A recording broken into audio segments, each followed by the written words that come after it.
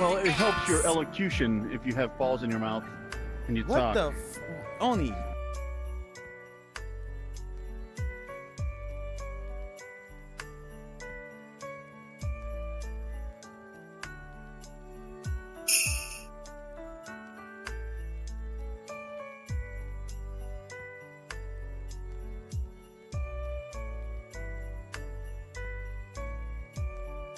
Killer tofu. Blah.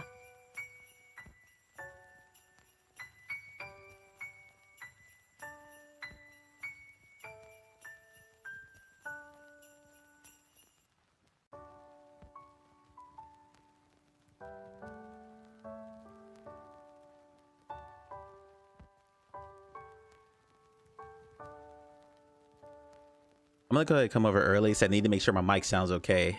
You can't tell, but this is actually a new microphone. This is the HyperX Quadcast 2, and I haven't tested this yet. So if someone could tell me that I sound okay, I would greatly appreciate it. I will go back and watch the VOD later. Empty. Sounds okay. All right. Just check it. Thank you for the confirmation, Oni. Appreciate that.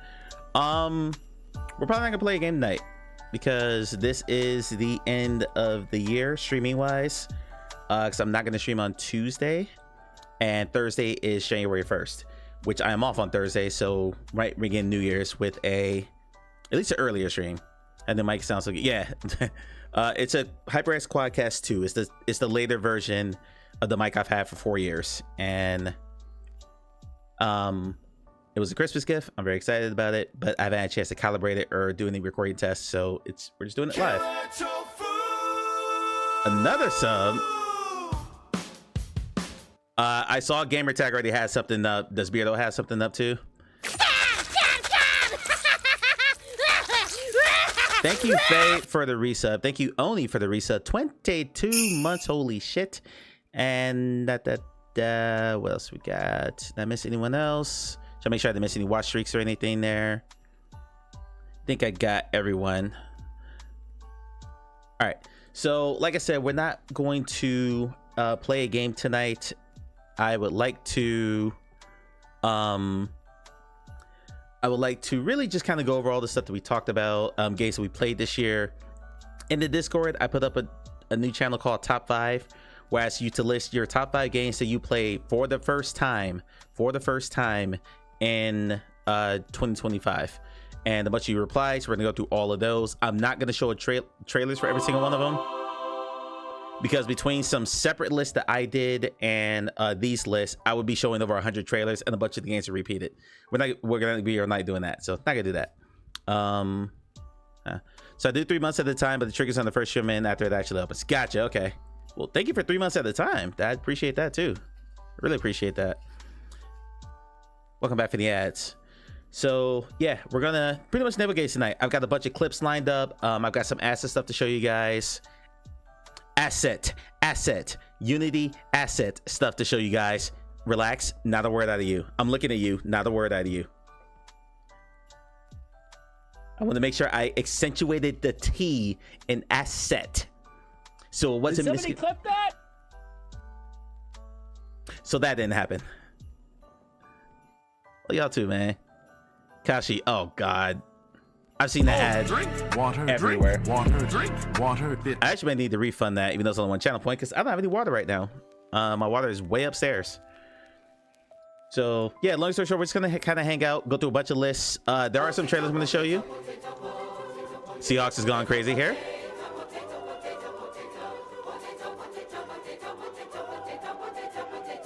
Okay, hold on. You were gonna let it slide? I got something to say for that. I got something to say that. You were gonna let that slide? Yeah, okay. Bullshit. Yeah, you were not gonna let that slide. I forgot my water. I meant to grab a water on the way home, or a case of water on the way home, but I just forgot. Right now, it's just GT. Yeah, I dropped that in Discord before the stream started. Beardo and PD probably have them set to be more in the day release. Yep. Yeah, I know, Hawks, but actually, thank you, because I'm gonna go get a water right after, or a case of water after the stream is over. We're probably gonna go more than like an hour and a half or so. Honestly, I just want to hang out with you guys. As we go through these lists, feel free to comment, feel free to offer your insight, things that you thought, as we go through these. There is some housekeeping first that I kind of want to run through. Come over here.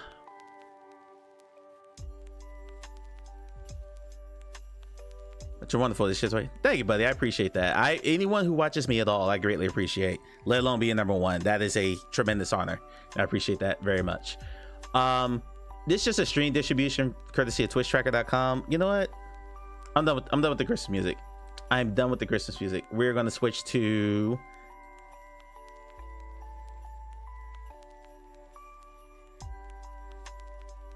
Let's switch to something else.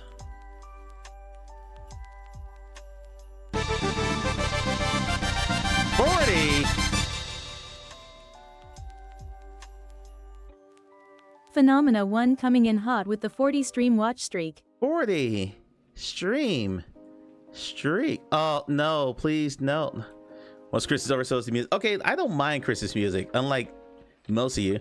Let me hit Faye with the 4,000 pixels for the 40 stream streak. Faye, thank you very much for your patronage. I greatly appreciate you. I misspelled your name. Oh, I just did it backwards. I don't know how to run my own channel. I am not a professional streamer, guys, despite what you may think. There you go. Faye has now broken 100,000 pixels. Holy smackaroonies. Let me turn that persona down a little bit.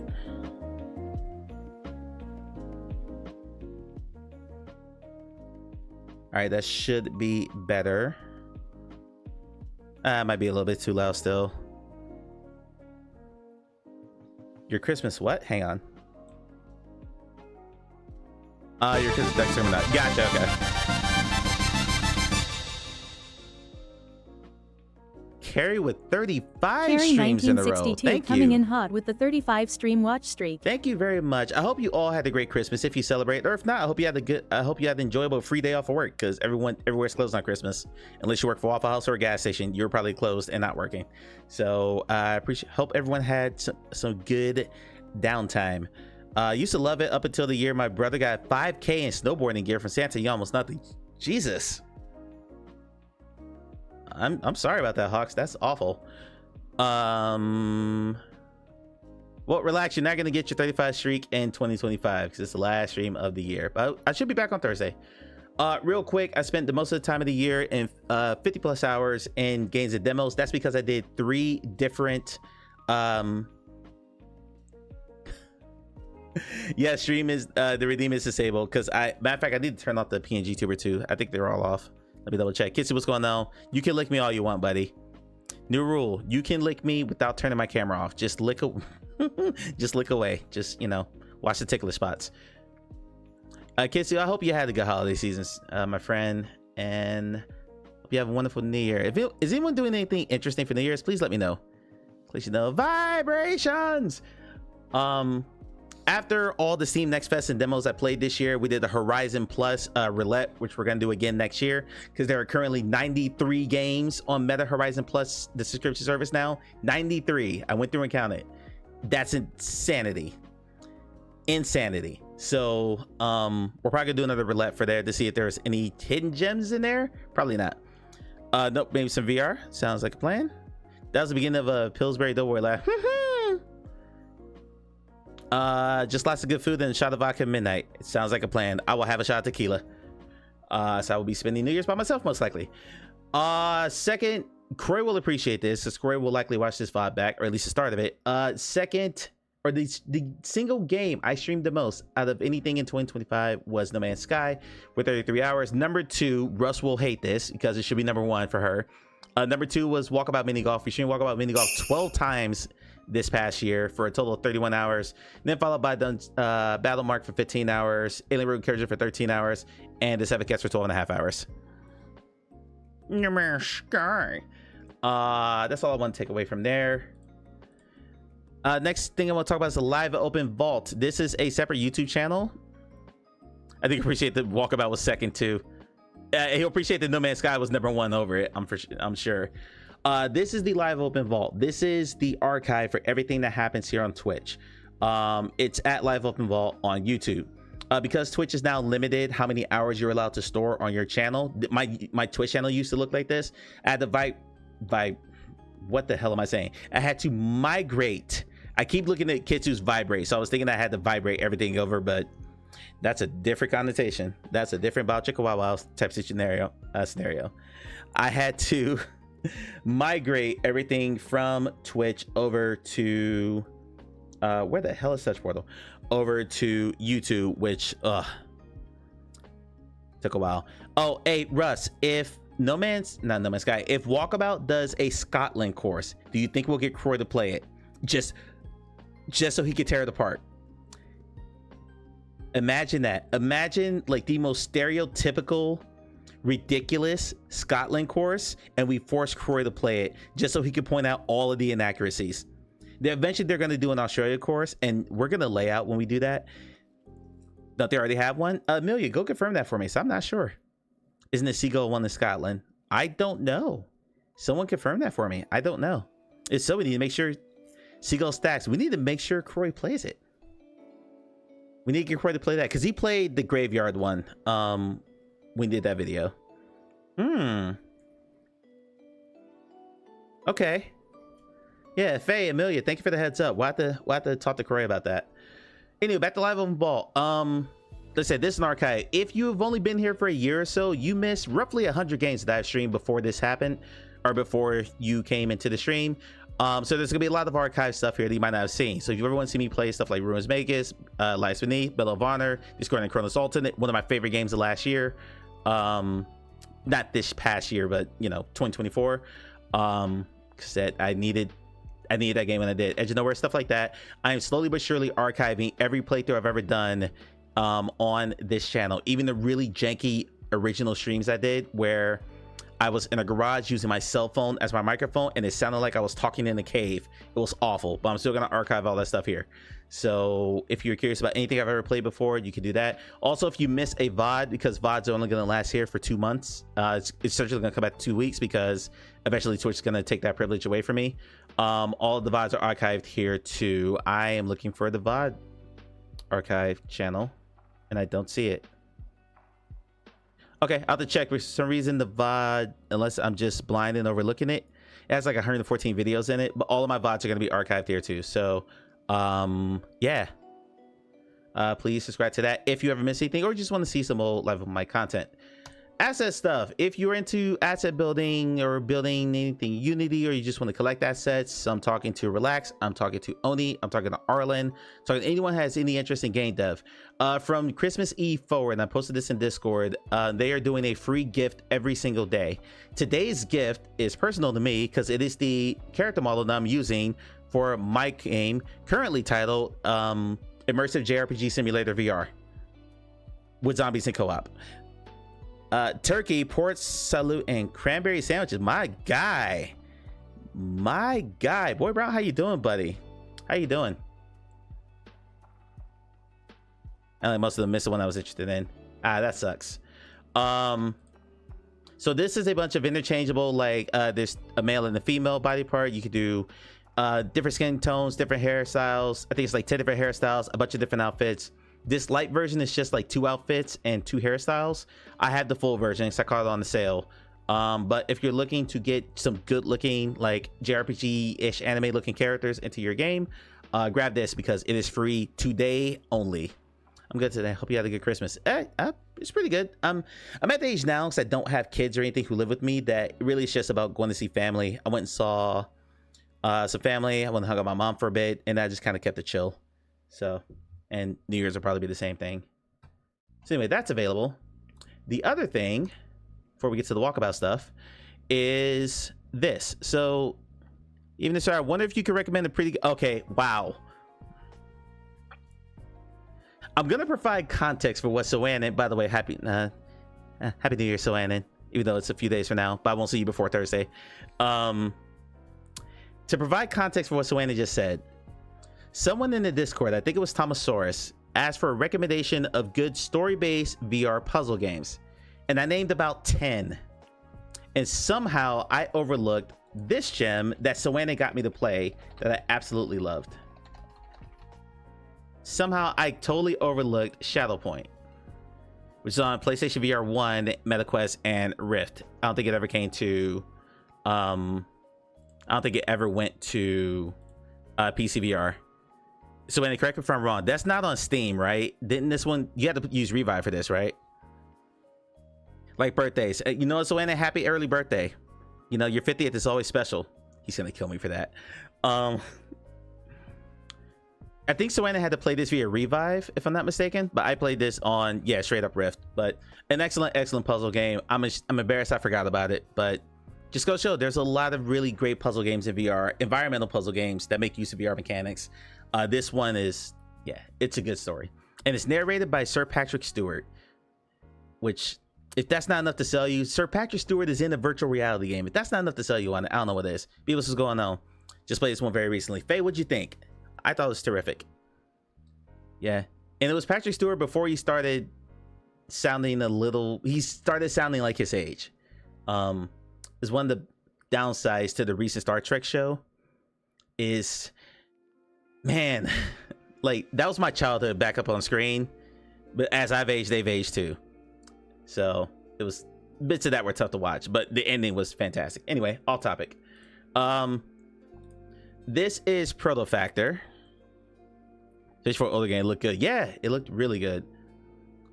This is Proto Factor, who made an animal pack that I bought on sale for very, very, very cheap. And I got something like, pause real quick. This used to be about $549, and I got it for 80% off. And then I had another coupon on top of that. So I got all these monster designs, which I saw on stream before, for very, very, very cheap. I was very excited about this. This took care of all the monster designs that I needed to deal with for my game. So I just had to like redo the shader to make sure everything matched with the JRPG style that I'm working on. But long story short, it said in the documentation that if they added anything to the bundle, I would get it for free. So I got a notification 2 days ago that I now have this pack added to it. So it'll be a bunch of free assets. Yeah, Unity. Yeah, I showed that a few minutes ago. So now I have this pack with these new monsters. Wait, hold on. Where's number 3? Add this pack with these new monsters. So I'm just gonna show the Sketchfab videos, and I'll show you very quickly what some of these are.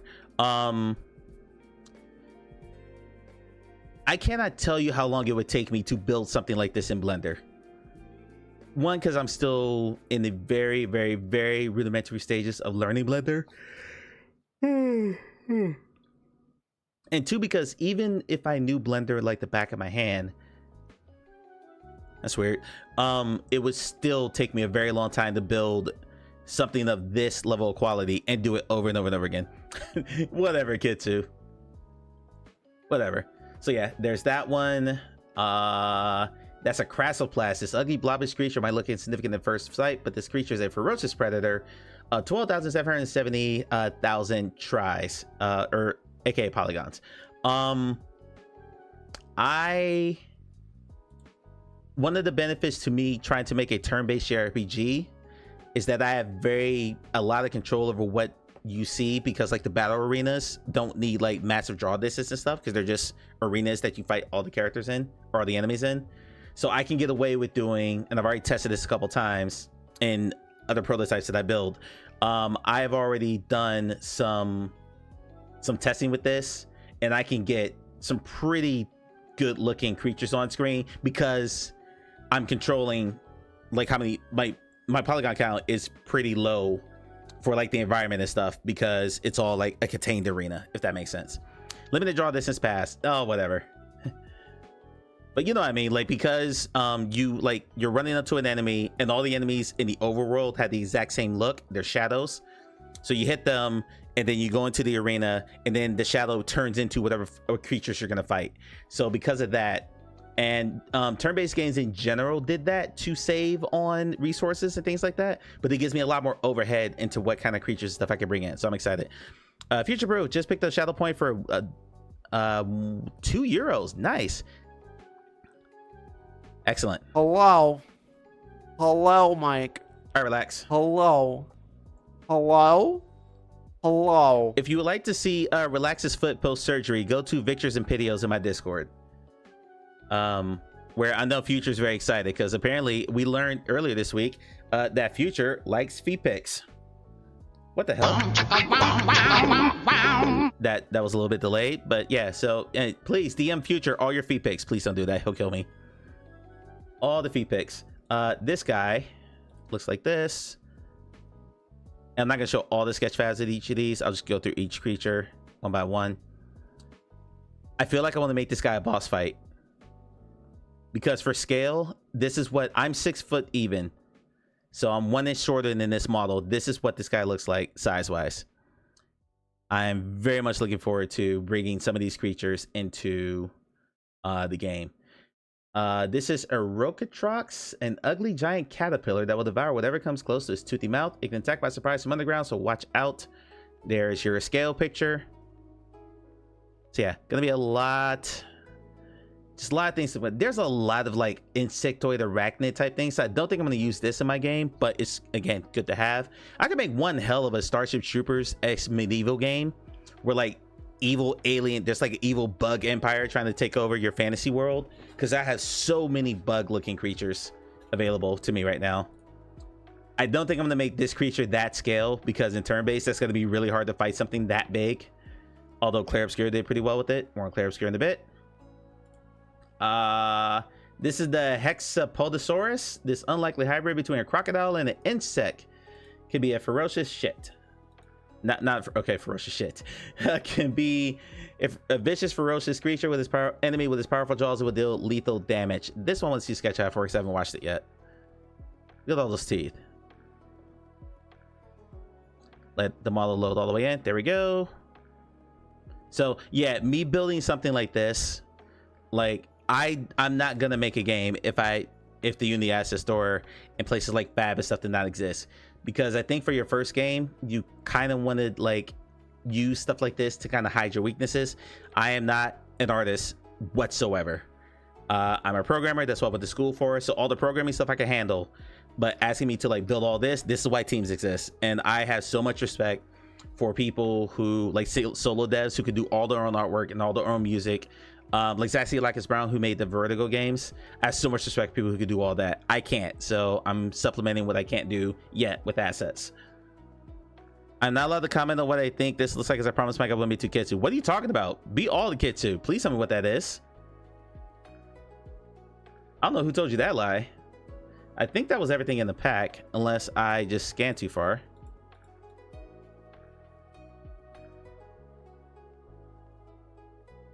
Is that guy the last one? Nope, there's this guy.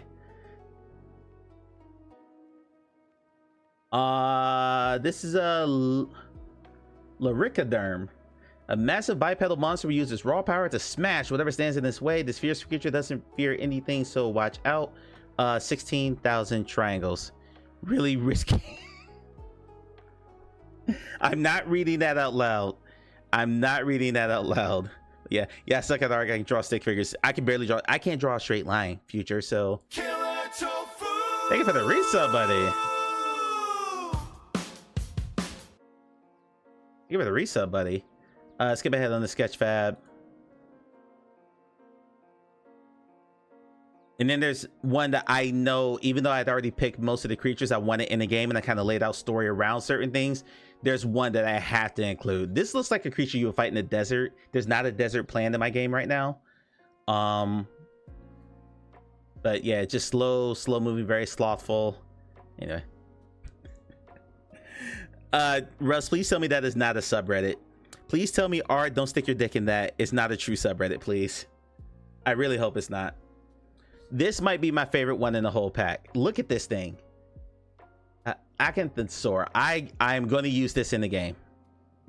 I spent 6 hours of Blender trying to remove a tuft of fluff from an avatar before. I ended up mostly breaking the models for people who can make stuff like this. Yeah, it's incredible what artists do. It really is. Like they're wizards. They really are. Like, this stuff is insane. This hybrid between a rose shrub and a lizard will stay still looking like a plant until a prey passes by. Of course, I'm not gonna use that in my game, but here's the sketchpad for it. This looks phenomenal. This looks phenomenal. I may scale this down to like human size and just make it a regular enemy. Oh, by the way, all these like roaring sounds, even though I'm not to the point where I'm ready to put sound effects in yet, I'm nowhere near that. So everything's very quiet. I don't have like sword clanks or anything yet while I'm still fine tuning the combat. This is making me want to start looking at like roars, like animal creature roars. Cause yeah, that first roar looks pretty cool. So yeah, so there's that one, and there's the animations. That's the main one. I don't know what the side ones were. Terpisomorph. Disgusting critter will be your worst nightmare when swarming you. Their sharp teeth and claws will tear you apart. If that's not enough, their deadly venom will finish the job. So one of its attacks is a backswing, like tail attack with its venom. I already have a status ailment planned for this one. So if you get hit with that, you get poisoned and you lose like HP every turn or something like that. This one looked pretty good. This demented looking turtle, Frick Tichelan. I don't think his attacks were a lot of the attacks for most of these creatures are like, you know, left punch, right punch, stuff like that, and a bite. So I'm gonna have to get creative with them like shooting projectiles or something. Yeah, I need a sound for that roar. And this roar. Look at that roar. Like that rear back, hold on, this rear back is gonna be like if it powers up and busts its own attack, its own like strength attacks or something like that. Like I'm getting creative because I only have so many animations per creature to deal with, and I'm not gonna go through the process of adding new animations. So I'm just taking what they have available and trying to accept them as much as possible. Have you clearly defined the state of completion for the first version, or are you potentially some feature creep? Define state of completion. I have I'm pausing this. There's 7 areas in the game that are sketched out in terms of like what I want to do, but I am still very much in the everything's in a Unity default look while I'm fine-tuning the combat. Just recently, about 3 weeks ago, after really struggling to try to figure out how I was going to pull this off, I switched because I need to finish the magic so I can get a prototype out, but I was stuck on trying to make this transition between party members really smooth, because anyone who's ever played VR knows when the camera moves when you're not in control of it, that's very, very jarring. And so I added it as a simple fade, which is fine, but also I have full body IK in this game. And it's one thing if you're controlling one character the whole time and like the movements match 1-to-1. It's another thing when you jump from one character to another and then like the character's model snaps to where your controllers are. I found it jarring every time it happened. So I'm trying to figure out a smoother way to handle that. I may just live with it, honestly. But because I got stuck on that and I went down the rabbit hole of trying to make that better, I kind of didn't work on anything else this month. So knowing that I want to get a prototype out as soon as possible, I have now cut it back to where it's just one single character that you're controlling. It's still turn-based. It's still character to me, character to me, the character to me. A simple fade of blink sounds, right? No. The fade works fine. It's the fact that because you take control of a character that was in a idle pose, so their hands were like hanging down by their sides, it goes from that to whoop, and then your hands pop in front of your face, and then I'll have to film it. So you kind of see, because it's really hard to explain. But basically, taking control of a character who wasn't posed exactly as you were when the transition happened is jarring. It's really jarring. When it fades back in, like the character snaps to your view, and it's a really weird thing that happens. So I'm trying to figure out how to make that feel a little bit smoother, so I don't want to like disorient the player. But I don't know. I know one first-person game, Arc Axer 2, that lets you control multiple characters going back and forth. The only other games I know that let you control more than one character are third-person games. Demeo, Augmented Empire, so on and so forth. So I've not seen a first-person VR game do it without 2 characters being in 2 different locations. So it's a problem that I haven't seen solved yet, so I'm trying to solve it. This is the last creature, Capilloproboscid. And I don't think I watched the sketch after this one, so we'll watch this one together and then we'll move on to the ranking stuff. So this one's not gonna make it in the game either. It doesn't fit any of the narrative of what I've sketched out, but it's very cool, so I could definitely see myself using this somewhere down the line. If I ever make a sci-fi game, definitely, because this thing screams sci-fi to me. Absolutely screams sci-fi to me.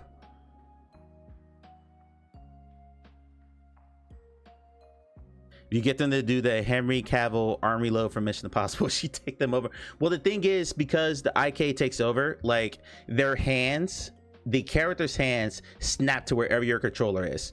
So if you, let's just say for some reason you had your arms crossed, it like contorts. Like basically they look like a contortionist, and I have to like do like shake the arms out and everything to make them kind of like reset, like a force reset.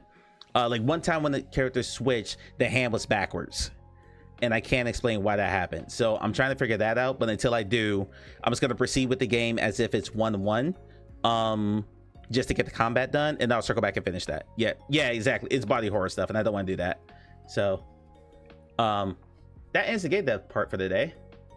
Let's get into the rankings. So I asked everyone I knew that had played all of the Walkabout Mini Golf DLCs for the year. So that was Faye, Oni, Amelia, Russ, and myself. And we all ranked all the courses. A few of us provided comments, so I'll go through these one by one and then give you the comments. The full chart is here. So if you're watching this stream, you'll know all the rankings. If you're not watching, I'm gonna go through them one by one. Faye, from worst to first. All these will be from worst to first. In last place, she had Viva Las Vegas. And you'll quickly see I'm the only person who did not rank Vegas last. Literally the only person who did rank Vegas last. Vegas, she wrote, tough choice with Mount Olympus, but the look of Olympus won over Vegas for me. Both had at least one hole that drove me mad. So in last place, Viva Las Vegas. Sixth place was Mount Olympus, followed by Forgotten Fairyland in fifth. Alice in Wonderland in fourth. Or Alice's Wonderland, I can't remember what the exact name of that course is. For Alice in Wonderland in fourth, Ratcliffe's third, Tokyo second, and Crystal Lair number one for Faye. Amelia, Vegas was in last. She gave me commentary for each one of these. Vegas is well done, but not my aesthetic, but the interactables were cool. Next there was Mount Olympus, good course and beautiful, but I prefer more realistic space. This is Amelia's words, not mine. Crystal Lair came in fifth. Crystal Ball just wasn't a villain on the level of the other three, more of a snake oil salesman. Forgotten Fairyland fourth. I love Halloween, but I think it's just a slight shade off my ideal shade of creepy, maybe because it was dirty. Ratcliffe's was third. The car and shop seriously brought me back to my childhood. Alice in Wonderland was second. Love the use of the original illustrations, but picture it could be jarring for people easily motion sick, but the mechanic is cool and can easily fit in with steampunk. And number one, Tokyo. I love this place. It made me hungry and brings me back to my visit there. Only Kaze also ranked Vegas last. Ratcliffe's sixth place, Crystal Lair fifth place, Forgotten Fairyland fourth place, Mount Olympus third, Alice in Wonderland second, and Tokyo in first. Oh, I love this game. This game's phenomenal. It was my second most played game on stream this year. 12 streams of this game. Russ would like them to be 50 streams in this game. Realm of Russ, who just finished up these courses the other day to get into this ranking. Elvis was last, Ratcliffe 6th, Mount Olympus 5th, Crystal Lair 4th, Alice in Wonderland 3rd, Tokyo 2nd, and Forgotten Fairyland 1st. And then my rankings, I have Mount Olympus last. Let me get to my comments here. Mount Olympus, completely forgettable to the point where I didn't even remember playing it. I legitimately forgot that I played this course. There's a clip that I'm going to show in a bit of when we played the course. But I completely forgot that I played it, and I had to watch that stream back to remember anything about it. I think the reason this one kind of suffered for me because it brings in Greek mythology, but relax, you're wrong. That's Half-Life Alyx. It's also the only VR game ever made. It covers Greek mythology, but Atlantis, which is my favorite all-time walkabout mini golf course, it is fantastic. I'm being sarcastic, Future. I'm mocking the Alyx community, not the game. The game's phenomenal. Because someone pointed out to me that I don't praise the game itself enough. I think Alyx as a game is phenomenal. The community around it, yeah, weird. But anyway, yeah, Mount Olympus just, it didn't stand out to me, and because Atlantis is so good, Mount Olympus just paled in comparison. Crystal Lair 6, I don't like a one gimmick course. I meant to relax this comment. I gotcha. Yeah. Walkabout Mini Golf's great though. If a course just has like a gimmick about its holes, like Crystal Lair, Laser Lair, Ice Lair, but that's really all the course is, like there's no other like fun little hidden secret stuff, like I don't know, it just didn't do anything for me. It felt like a one-trick pony. You know, essentially where the courses started out tied for first, and then we get knocked down to the frustrating hole, some other slight. More to try to rank them than things were bad. Yeah. Like, let's be clear, none of these were bad. None of these at all were bad. They're all perfectly fine courses, but that's why I asked you guys to rank them, because I wanted you to split the hairs, because it really was like, I'm sure it's splitting hairs to like get these figured out, except for the ones where a hole pissed you off. So like I can't remember a walkabout course being truly just bad. Some of them were just unmemorable for me, and that's what Mount Olympus was. Where was I? Raptor Cliffs. Okay, this is gonna sound strange, so just hear me out. Raptor Cliffs to me played like a mini golf course, even though there were dinosaurs there, that I could play in real life. Like that felt like an. You really need to talk about getting phrasing back in the rotation. She knew what she meant. She knows exactly what she was doing there. Relax. It felt like the most mini golfy course of all these. All these other ones feel like a museum kind of thing that a mini golf course was dropped into, if that makes sense. Raptor Cliffs felt like I could go around the corner to the mini golf place about 3 blocks from me and play a course that looks like that. So it's okay, it's fine. Just the other 4 I thought were better. Alice in Wonderland was fine. Loved all the imagery. Loved everything about that course. Just I like these other 3 better. I like the Elvis course. I don't care what anyone says. Oh, by the way, Raptor Cliffs also had horrific music. If you don't like country, oh god, the music's bad there. I liked all the Elvis course. That's another one of those. If you know anything about Elvis, there's all these little Easter eggs and hidden about. There's interactables there. There's a hole that plays like a piano. You can play with a guitar. There's so many. I have more, and also I have more clips from the Elvis course than any other walkabout course this year. That whole course, it's just good stuff. Yeah, relax. I know how you feel about Vegas, but like I said, I like the course. I'm clearly the only one because of our rankings we'll talk about in a second. Tokyo was my #1 course until Forgotten Fairyland, and the only reason Forgotten Fairyland was #1 for me, honestly, was because of the fantasy aspect. Tokyo, I was questioning how much of that was actually real or whatever. I can't remember the clips from the music from Raptor Cliffs, so it wasn't enough to rank on me.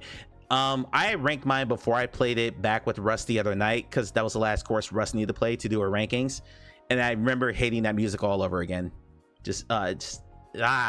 No. But yeah, Forgotten Fairyland having that fantasy aspect, you guys know how I feel about fantasy stuff. We'll talk about a game I'm playing right now in a minute. Was #1 for me. So what I did was, after I got everyone's rankings back, and thank you to everyone who contributed, is I scored them all. So if a game was #1 on your list, it got 7 points, 6 points for second place, 5 points for third place, 4 points for fourth place, so on and so forth. So I added them all up across all these rankings, and the final rankings consensus among all 5 of us was Elvis in last place, because I'm the only one who didn't put it in last. Mount Olympus in 6th place, Raptor Cliffs in 5th, Crystal Lair in 4th. Crystal Lair in 4th. Alice in Wonderland and Forgotten Fairyland were tied at 25 points apiece. I gave it to Forgotten Fairyland because it got 2 first place votes, and Alice in Wonderland did not get a single first place vote. So even though there's a bit more disparity, I just gave Forgotten Fairyland the nod because it got top marks twice. And then #1 overall was Tokyo. Tokyo did not place worse than 2nd on anyone's listing. It was 2nd for Faye, myself, and Russ. It was 1st for Amelia Onikaze. So there you go. Those are walkabout rankings for the year. I'm just press for your Google document. Thank you. Appreciate it.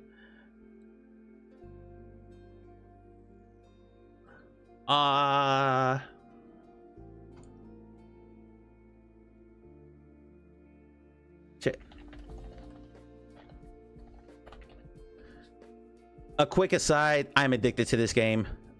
This is Trails in the Sky first chapter. I think I was probably a bit harsh on Wonderland, try to count recency bias. That's fair. I mean, and that I'm sure it can creep in for sure.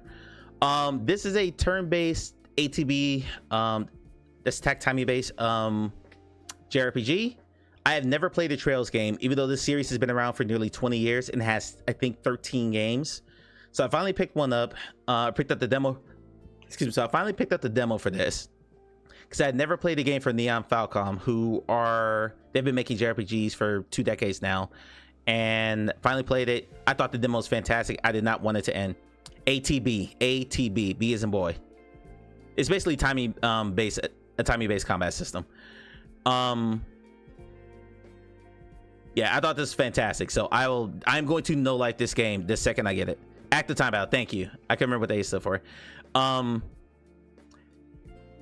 Yeah, that's all I gotta say. I love this game. I'm gonna play probably this entire list of games here that they have. Like, I will buy every single one of these. I've never played any of the Eves games. Looking forward to checking that out. So my next year in terms of flat gaming, aside from Nintendo games that I get my Switch to, will be me deep diving all of Falcom's library, because Trails in the Sky first chapter was that good.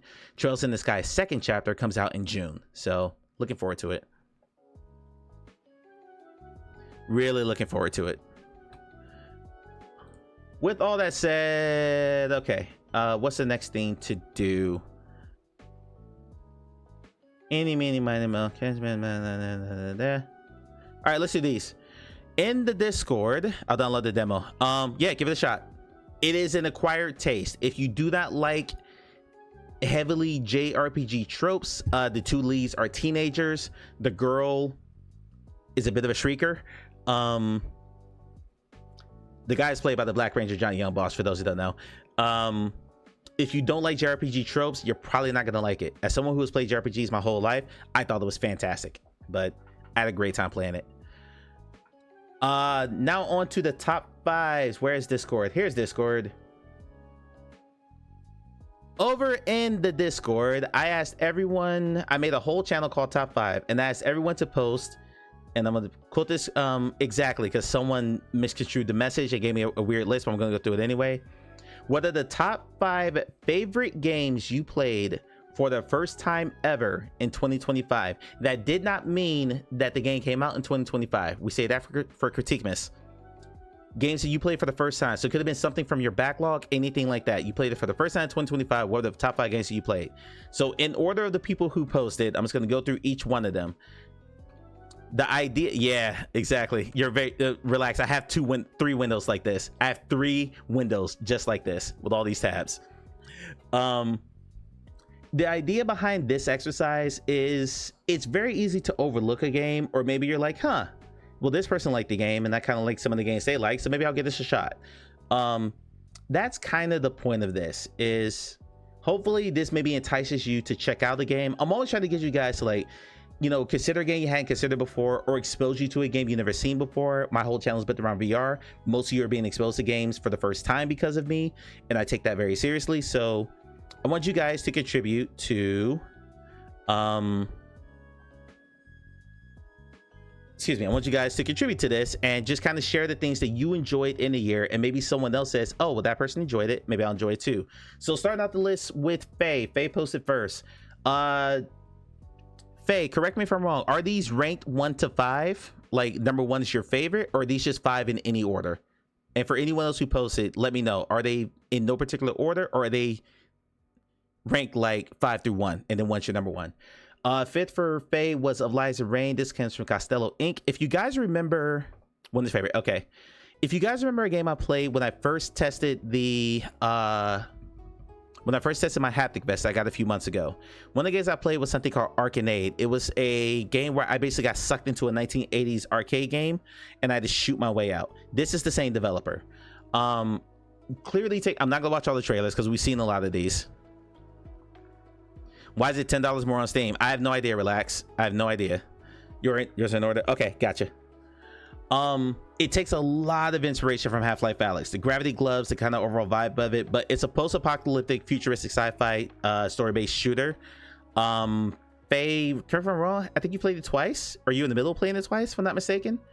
This is on my list of games I didn't get to. I did play the Steam Next Fest version of this, but I did not play the full game. So we're going to play this sometime next year.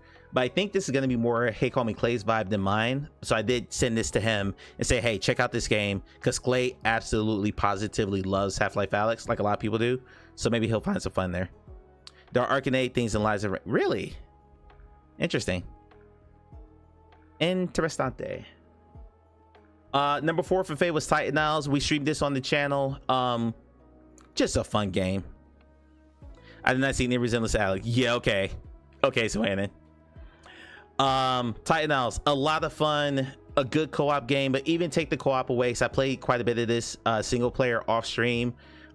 You and up to 3 of your friends run around in one of 4 different exosuits that all have different movement styles and different weapons, and you're running through and just going through a sci-fi adventure game. The story was clunkily delivered, to say the least. Oni and I had talked about that quite a bit when we were playing through it. Oni and I played the entire campaign together, and then Faye joined us for the last, I think, 2 or 3 missions, if I'm not mistaken. Yeah, it's just a fun game. It's a fun game that if you haven't picked it up yet, I think you'll have a lot of fun with this. I'm considering, I haven't done any of the non-campaign based co-op yet. I'm probably going to test that if anyone's available sometime in the next couple of weeks. But if I think it's worth it, similar to After the Fall, this may end up on the stream store as something that we can kind of just work into the rotation if someone wants to play it one night. Fun game. Yes, I did see that update for Pixel Dungeon. I haven't jumped in yet though. I don't know 4 people who own Pixel Dungeon, so I didn't really like give it too much thought. Number 3 for Faye was House of Da Vinci VR. We played a bit of this on stream. It's a perfectly fine puzzle game. It is node based, so for people who don't, node based meaning that you teleport around the game. You can't just walk, but you teleport to a very specific spot. Like there's only spots in the room that you can teleport to solve the puzzles. Because it's a puzzle game, it didn't really jar me all that much, but other than that, yeah, fantastic. Looks great. Puzzles are a lot of fun. Good stuff. Good stuff. Number 2 for Faye was Demon Dungeons Dragon Battle Mark. I don't need to spend much time on this. I love this game too. I thought it was fantastic. Relax, it does feel dated in its mechanic, but it's fine. Number 1 for Faye is my number 1 VR game of the year, Arcane Age. I love this game, and I'm glad it came to Quest, because there are people like Faye, for instance, Faye is Quest only, who got a chance to play this, because when it first came out in January, it was PC VR and PlayStation VR 2 only. So I'm glad they brought out the Quest to open up the audience and let more people play it. That game's fantastic. The most VR AF game I played all year. Like every interaction is VR related. Fantastic. Who was next? I'm next. For me, 5th was Battle Mark. Again, don't need to talk about this. I just talked about it. 4th for me was the 7th Guest VR, another very good puzzle game. I thought it'd be scarier than it was. It's just more creepy than anything else. I had some issues with like the very end of the game, but everything else before that, just fantastic. Really good story, great like volumetric cutscenes performed by real actors. Looked fantastic. All the puzzles, some of the puzzles were quite challenging, but not so much that I wanted to just pull my hair out. You just kind of had to like just think logically about what to do in each room, and you eventually figured it out. Good stuff. Seahawks bought this off the store for me to play. Number 3 is Pixel River 1995. I did not play this game in its entirety on stream. There's a clip of that coming up later. But I grew up, I kind of matured as a gamer in the 90s around like the Super Nintendo, Sega Genesis era. That's when this game is set. So it just brought back a lot of memories for me. It's just a good game. Just a good game. I have the 3rd Pixel Rift game. Thank you, Amelia, for that. So I'm going to be playing the 3rd one next year. Yeah, I did 1989 first. Then I did 1995. I have 1979 now. I'm playing that next year. Or 1978, whichever one it was. Yeah. But yeah, 95. 95 to me was better than 1989. But maybe I just connected with that era of gaming more. I'm not sure. But they're both excellent games. Looking forward to playing the 3rd. Number 2 for me was Arcane Age. I already gushed over this game. I love it so much. So much. Real talk, even over No Man's Sky, the reason I am considering getting a new GPU, and I'm probably going to get a new GPU next month, is so I can replay this game. I want to play this game on ultra settings in my headset and see how great it looks.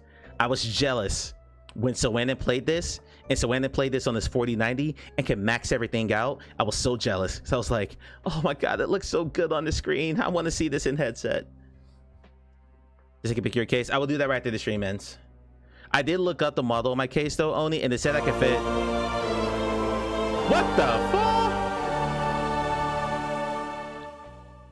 What are you doing?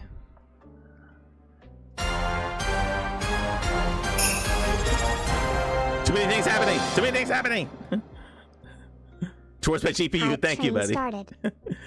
Thank you, buddy, for the level. I'm on the level 4 high train already. Holy crap. 15 gifted subs. Gunner, JB Brown Eyed Girl, Sir Shepherd. I don't know who 2Mike is. Hawks got a sub. Red Mage, my fellow mod for the Bro, got a sub. Kitsu, you got a sub. Soanna, you got a sub. You have emos now, Soanna. I'm not panicking. Rainbow, Random One Shot, Cindy Moo, Evil Mouse, Sweet's got the sub, Mr. Caliman, and Darker72 all got subs. Thank you very, very, very much. It's Pixel replayable seated. It is meant to be playable seated, or meant to be played seated. That is not a game you play standing up, because you are controlling a character within the game the whole time. You can play the whole game sitting down. How should I claim my ad pixels now? Awful, how you doing? Welcome in. And yeah, relax. Pixel Rip, you can play it. That's actually a great game for you to play sitting down as you recuperate. Relax had foot surgery last week, for those who don't know, so he is hobbled for the next. Relax, what they say? A few months. Whole series is $20. That's a steal. That's an absolute steal. My number one game for the year, Expedition 33 Clair Obscure. I love the fact that for the last 3 years, I'm gonna hit play on the trailer as I talk. For the last 3 years, BG3 was a JRPG, a turn-based, party-based game took the world by storm. In order, Baldur's Gate 3 years ago, Metaphor ReFantazio last year. Water, drink, water, drink, water. I don't have any water, I'm sorry.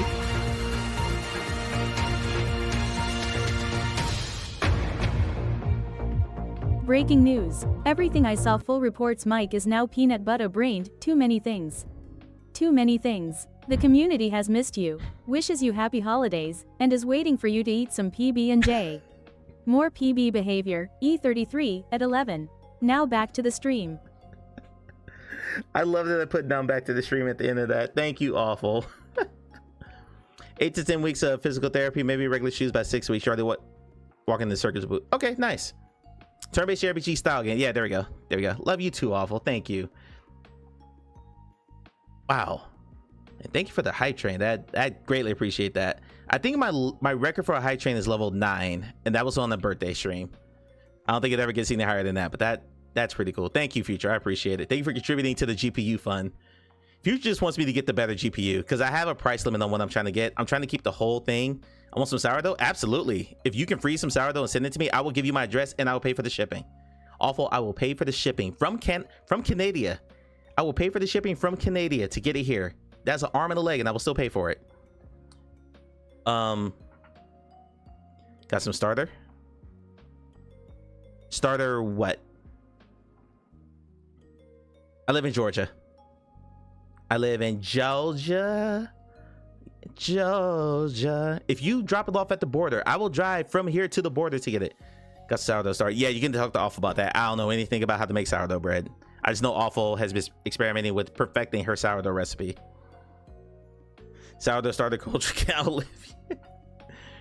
Anyway, like I was saying, 3 years ago, Baldur's Gate 3 took the world by storm. Last year, Metaphor ReFantazio was nominated for Game of the Year in several categories, and this year, Clair Obscure Dish 33. I love it. I love turn-based games, seeing the resurgence from big games from studios you weren't expecting. You know, Atlas is, even though people, Persona 5 kind of put Atlas back on the map, Atlas was not a large studio. To this day, it's still not a large studio.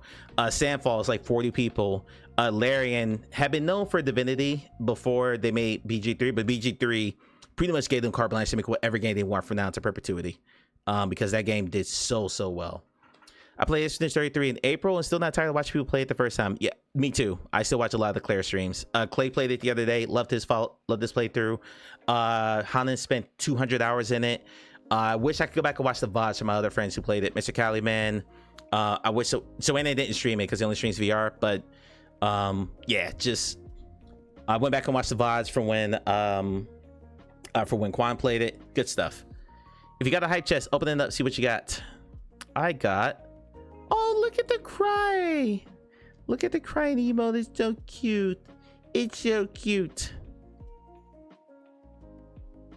Anywho, yeah. This game's fantastic, and it's starting to get some hate now. One, because when the game first released, there was some Gen AI in it. It was very quickly patched out because it was in the early version of the game. They just forgot to remove it.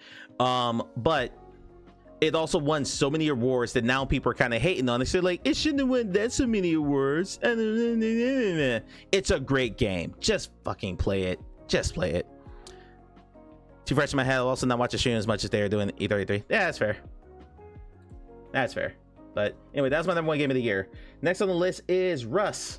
Russ's number 5 is Red Dead Redemption 2. Played for the first time this year. I don't know how Russ, who loves riding horses and wants to ride horses anywhere in the world, I don't know how she didn't play this game before then. But yeah, Russ played RDR 2 for the first time this year. Russ, if you loved it, obviously, so it was top 5. But yeah, hope you enjoy riding the ponies. Number 4 for Russ was Little Corners. I've never heard of this game. Peel, place, and arrange stickers across tiny windows into different worlds. Relax and unwind to lo-fi beats. Collect unique stickers and share your cozy creations with the world. By the way, if you did not participate in this, if you did not post your top 5 and you would like to do it now, just post it in chat. I'm not going to pull all 5 of them up because I'm in tab hell right now, but feel free. Feel free.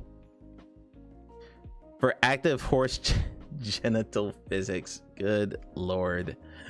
Good lord. Oh, by the way, Hawks, yes, I do like football. My Browns beat the Steelers today. It was only our 4th win of the season. We sucked this year again, but it's okay. Myles Garrett's going to get the record next week. I'm very excited. American football for my European friends. This looks like a chill game in every way, shape, or form. Like, Russ, is this your chill game, or is this just deceptively ragey? I'm curious. Steelers find the way to screw up the playoff chances. Yeah, they got to beat the Ravens next week or they're out, which is great. It felt like they were more focused on stopping Myles Garrett than actually winning the game, which is kind of ridiculous. It's very chill. Yeah. Is this your relaxing game? Number 3 for Russ was RV There Yet? I watched her and Relax play quite a bit of this. Just looks like just big goofy fun with friends. Almost said the VR. Just big goofy fun with friends. We laugh a lot when we play Walkabout Mini Golf. I've never heard the two of them, and I've known Relax and Russ for about 2 years now. I've never heard the two of them laugh as much as they were playing this game. It's just wacky. It looks fun. What's this, 2? Number 2 is Rancher Rivershine. For those who don't know, Russ loves horses. Russ has had horses since she was a kid. So anything that involves horses, that's why you see Russ sometimes say ponies in the chat if we ever see a game that has horses in it. That's why she loves that god-awful looking VR game with a god-awful trailer. Russ, help me, I'm forgetting the name. Horse Racing Sweetie, I think it is. But yeah, anything horse related, Russ will play. She recently bought Rival Stars. There's cold shrinkage. I don't want to know what you're talking about there. Anyway, and then the one for Russ was Battlemarked. Russ, here's a question. Are you more into D&D than you are horses? I'm curious. Or is it like 1 and 1A? Rancher is a solo dev. That's impressive.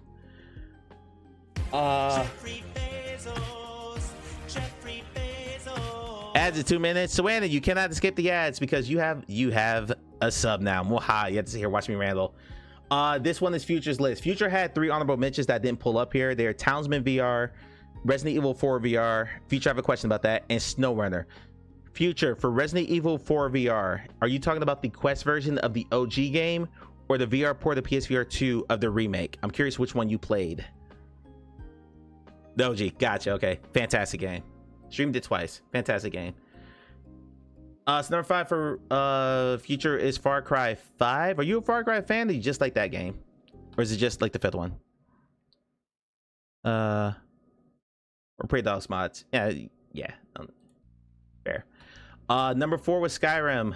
Thank God he qualified, because I was gonna ask him if he played it with mods, but no, he played modded Skyrim in VR with mods. Did you use the God mod pack? Reflect, how you doing? Good to see you. The last one you enjoyed was Far Cry 2. Wow, so 3 and 4 didn't do it for you. Interesting. I think at this stage of my life I'm more into D&D, but I'm hoping once I'm in play it again, I'll have the money for another horse and get back into it. Gotcha. Okay.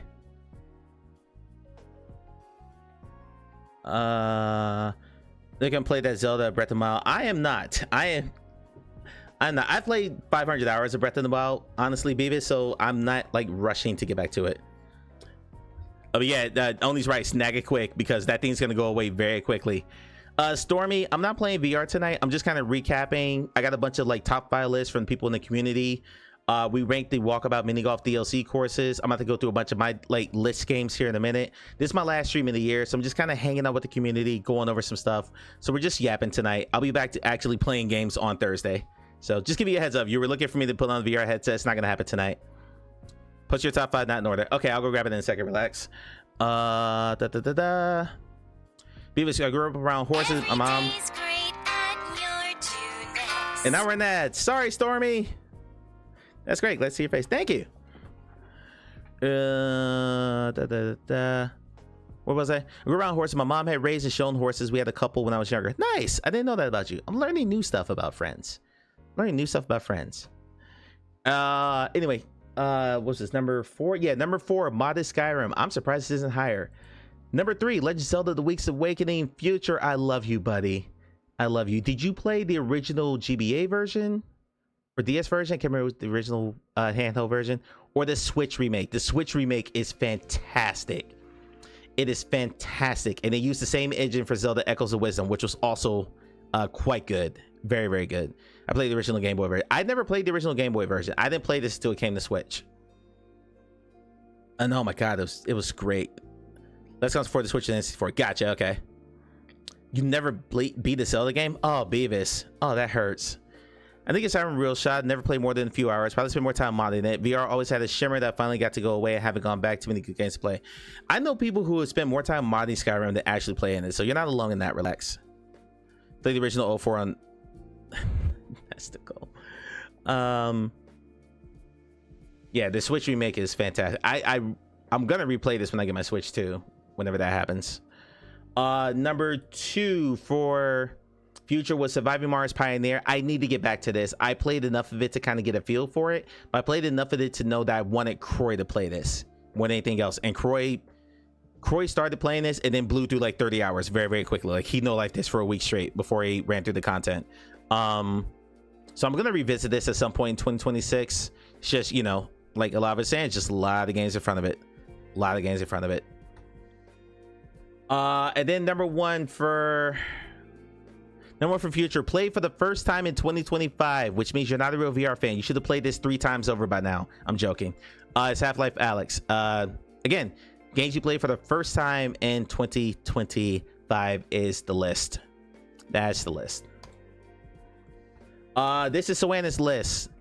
Soana, number 5, Indica. Play a third-person story-driven game set in alternative Russia at the turn of the 19th century, where religious visions clash with harsh reality. Indica tells the story of a young nun who sets off on a journey of self-discovery with the most unusual companion by her side, the devil himself. I'm sensing that Soana has a theme. Welcome, Stormy. We're doing Soana's list, so you're just in time. Yeah, Soana definitely has a type here, and I saw that when I read Soana's list.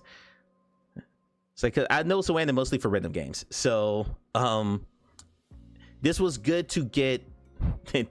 Helps me sleep. Okay, this was good to get. Just like a sense for the games that you guys kind of go for real.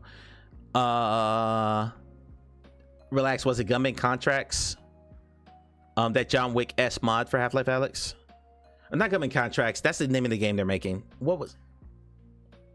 There was a mod by a team from Half-Life Alyx, and now they're making their own game that's based off that mod.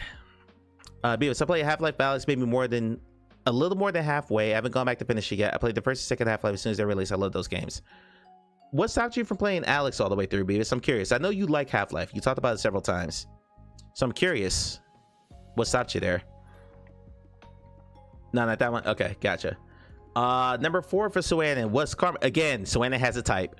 Karma the Dark World is a first-person cinematic psychological thriller set in a dystopian world where the Leviathan Corporation is omnipresent. The year is 1984. The place is East Germany. Okay, now I know why Soana played this. It's East Germany. And things are not quite what they seem. As Soana knows, I speak fluent German, so I could probably play this game in the native German language. I'm sure. This looks good. Matter of fact, am I signed in? Yeah, I'm signed in. Wish list this. Gets rid of the mechanics to upgrade the weapons and gun and having to go around and collect all that stuff. I think it got monotonous for you. I speak German? No, I mean, yes, I speak fluent German. I speak absolutely fluent German. I played the whole game where I had to learn a new language in German. I took it in German just because I knew I'd be able to breeze through the game very quickly. I speak fluent German.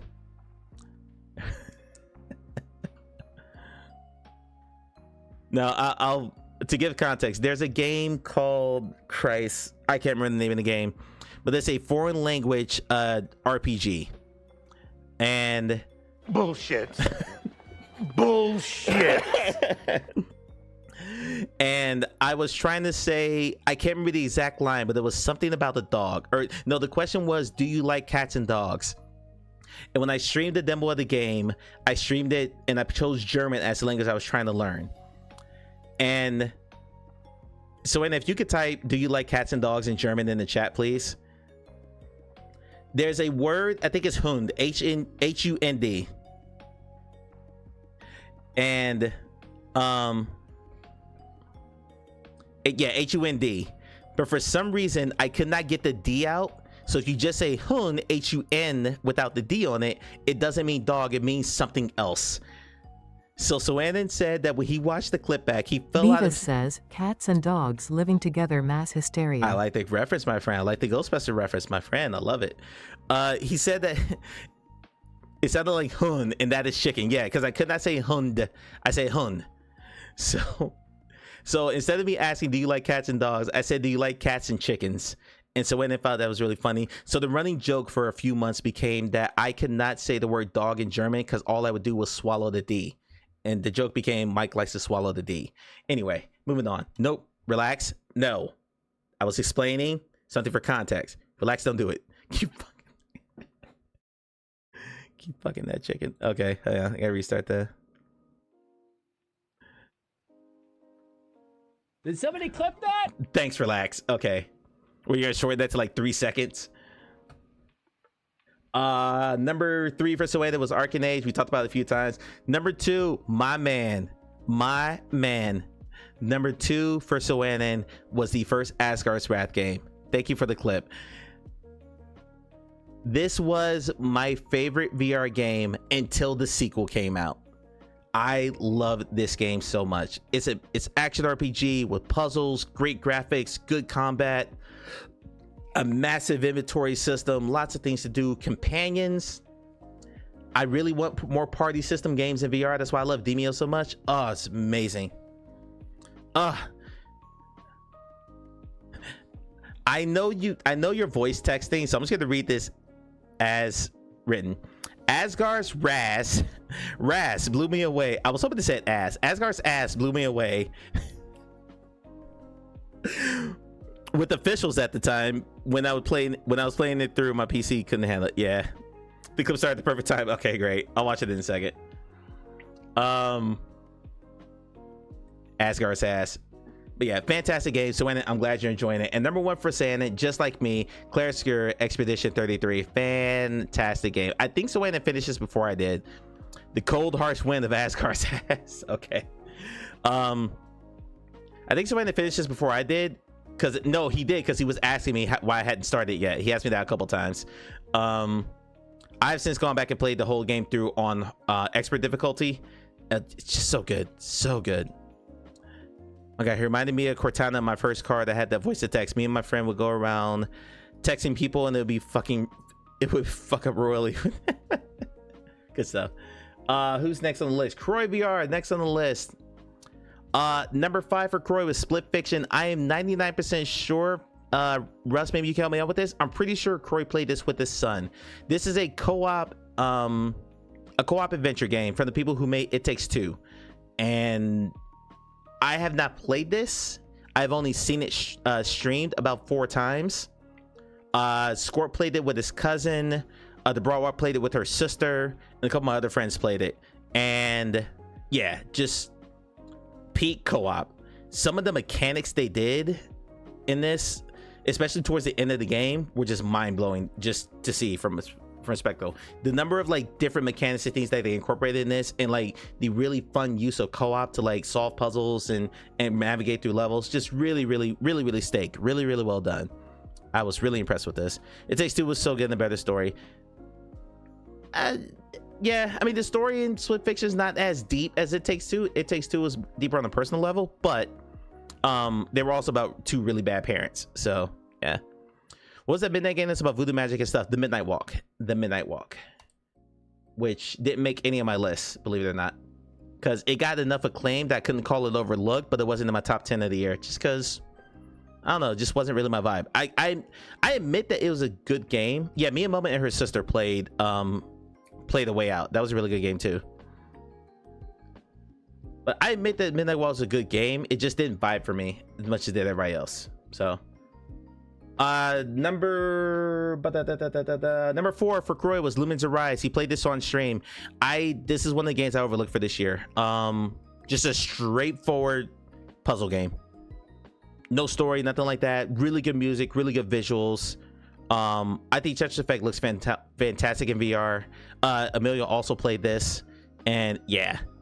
Midnight Walk was good, but not my top 5. Yeah, that's kind of where I'm at too. Croy reminded me of this when this came out, or when I was reading Croy's list and I was putting all these tabs up. So I need to get to this in 2026. Number 3 for Croy was American Truck Simulator VR. I'm kind of surprised he played this one, because I know he really likes Euro Truck Simulator. I didn't know he had any interest in driving through areas in America, but Croy has a full like wheel and pedal setup and all that, and he plays this in VR, and I'm sure it looks fantastic. I've never played either one of these games on the VR, but if I ever get, because I don't really want to play this with a controller or with my VR controllers or mouse and key. I want to play this if I had a wheel and pedal setup, but those are expensive. So if I ever get one of those, if I ever catch one like, I don't know, at a thrift store or something like that, then I'll go back and play these. But well regard the game, overwhelmingly positive recently and overall for that game. Number 2 for Croy was Subnautica. He played this with a VR mod. I played this when it first came out on Switch. It's an underwater survival game, very creepy in spots, very much up Croy's alley. I'm not surprised that he ranked it so high. I'll read your comments in a second. Let me get through Croy's list. Number 1 for Croy was Reach. Croy played this twice. I'm gonna talk more about Reach in a minute. And he loved the movement. Croy's a big fan of movement in VR. If you get the movement system like he loved the Windlands games, I don't think he's played Hellsweeper yet. I wonder if you feel about how they feel about the movement in that one. Everslot's one of his favorite games just because of the movement. He loves like good kinetic active movement in VR, so Reach was right up his alley. So glad he enjoyed that. That was Croy's list. And last one before we go into Relax's list, I'm surprised Subnautica given a try to burn into his headset. I mean, that's a technical issue more with the VR1 itself, not so much the game, you know. Biggest disappointment 2 and 25. It's on my disappointment list. Reach or Relax. Let me go back here. Then Crush Your Heart with the ending. You really liked it. Once you stop mentally doing Dr. Mario when playing. Oh, Lumens. Okay, gotcha. We went from two different games there, Amelia. I lost context there for a second. Remember context, Amelia. Context is important. Used to play hours upon hours of Tetris and Pac-Man and Mrs. Pac-Man, going through all 100 levels. You played through hundreds of hours of Pac-Man. More power to you, man. That's respect. T-Pain has been doing the Microsoft Flight Simulator the last couple of weeks, so he's learning how to fly. That's interesting. I've never watched the T-Pain stream. I just see his openings on YouTube. I spent the whole time in It Takes Two alternating between wanting to strangle the book and wanting to strangle the parents. I'm right there with you. Relax. I have a sim rig and Euro Truck Simulator, so I haven't played. I want to get American 2, but can't justify it till you played the first. Okay, fair. Future, yeah, because all the memorable stories in history have had good bland characters. They're memorable characters, for sure. They're memorable characters. They're also terrible parents. They're terrible parents. Context is not overrated, Russ. Stop it. Okay, caught up on chat. That was Croy's list. Next is Mock Ravage, who I think kind of missed it because he just posted 5 games he played. I know for a fact he's played Snap before 2025, but that's okay. We'll go through this list. Number 5 for Mock. He tied this with Fortnite. Y'all all know what Fortnite is. So I didn't need to pull up a tab. Marvel Snap is a collectible card game that went really hard with microtransactions this year. I played the hell out of this game for quite some time. I was very addicted to this game for a while, and then I kind of got tired of the grind, so I backed up. But there's some really cool art in here. If you're a comic book fan, if you're a Marvel fan, it's good stuff. If you like card games, very, very important. You gotta be a card collecting fan to play this. Otherwise, you're not gonna find much enjoyment in it, I don't think. Ball X Pit, I have no idea what this is. It's a brick breaking, ball fusing, base building, survival roguelite. Woo! That's quite the. Let's play the trailer here while I talk through this. Batter hordes of enemies with ricocheting balls and gather the riches of the pit to expand your homeland, generate resources, and recruit unique heroes. Has anyone played this? Have you seen Where Winds Meet? I have seen it. No desire to play it. Looks like another very bland Unreal Engine 5 action RPG. Breakout with character. Gotcha. Okay. Interesting. Mock does love his rogues like this, so not surprised there. What am I on? Number 3 for Mock was No Man's Sky. Y'all know my love for this game. They smashed it with updates this year. Absolutely. We never king shame here, Russ. Who said we ever king shame here? I guess X is silent. We'll go with X is silent, sure. No Man's Sky killed with updates this year. The World's Part 2 update that gave us the purple systems and the gas giants, the Corvette update, the Relics update that I can live without, but they did a lot of expanding the universe. The Settlement update, No Man's Sky crushed it this year. They're great. Number 2 for Mock was Citizen Sleeper. I read that wrong. A role-playing in the ruins of interplanetary capitalism, lived a life an escaped worker, washed up on a lawless station at the edge of an interstellar society. Inspired by the flexibility and freedom of TTRPGs, explore the station, choose your friends, escape your past, and change your future. I'm wishlisting this. I've never heard of this, but now I want to play it. This I'll watch the trailer for. Sleeper. Dreaming again? But it was solo as an MMO. Cycle, you take your I chances. gotcha. You roll your dice.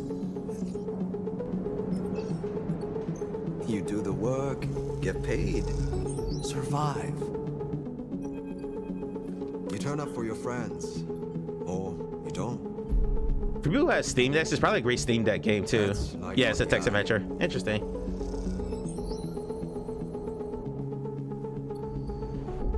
Wake up, sleeper.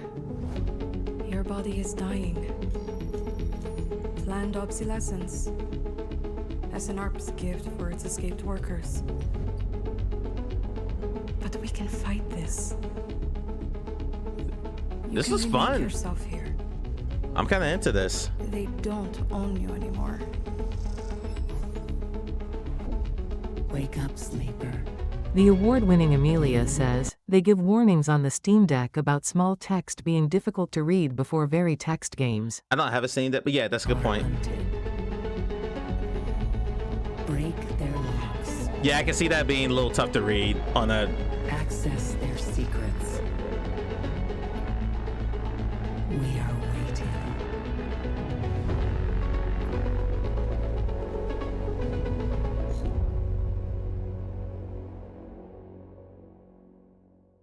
I'm kind of sold on that. Might pick that up. Number 1 for Mock was Deep Rock Galactic Survivor, a single player survivor like auto shooters. Excuse me. Take on hordes of lethal aliens, mine riches, and unlock powerful upgrades to survive. As you will, the full arsenal of Deep Rock Galactic. It's one dwarf against all of planet Hoxes. Section not good for your wish list. That's why we're doing this. I'm trying to expand your wish list, guys. So please, if you see something you kind of want to check out, please check it out. Please grab it. I'm gonna stick here so I can do Relax's list real quick. Number 5 for Relax, he just posted this. I'll just do this live. Number 5 for Relax was RV There Yet. Like I said earlier, he played this with Russ. I was in their voice channel for quite a bit of their playthrough. Again, just a giggle fest. We're just laughing their heads off the whole time. So if laughter with friends isn't for you, I mean, I don't know what's wrong with you. Engage you laugh with your friends is fantastic. Number 4 for Relax was Arcane Age. I gush enough about this game. I need to say one other thing though. Just look at this screenshot. Look at this screenshot. I cannot tell you how refreshing it is to play a game in VR that is actually green. There's so many dead worlds because there's so many post-apocalyptic, like futuristic games in VR where, like, you know, cars are abandoned. Not in order. Thank you for that clarification. Not in order. I will not be there for tomorrow's run. I enjoy watching you guys do it. And horror games, yes, where you're alone and the place is dark and everything's abandoned and everything's boarded up, and just, I love seeing the world that looked like it was alive. That's part of why I love this game. It's very green. A lot of the biomes start to run together because everything's very green, but I still love a lush looking world. That's why I love JRPGs so much too. That's why I love Clair Obscur so much. Even though that's a dead world that they're going through, it's a lush looking dead world, if that makes sense. Just fantastic. Glad you enjoyed it. On the flip side of that, number 3, again, no particular order, is Ghost Town. This is on my list of my favorite games of the year. Single player VR puzzle game for the makers of The Room series and The Room VR. Another excellent puzzle game to check out.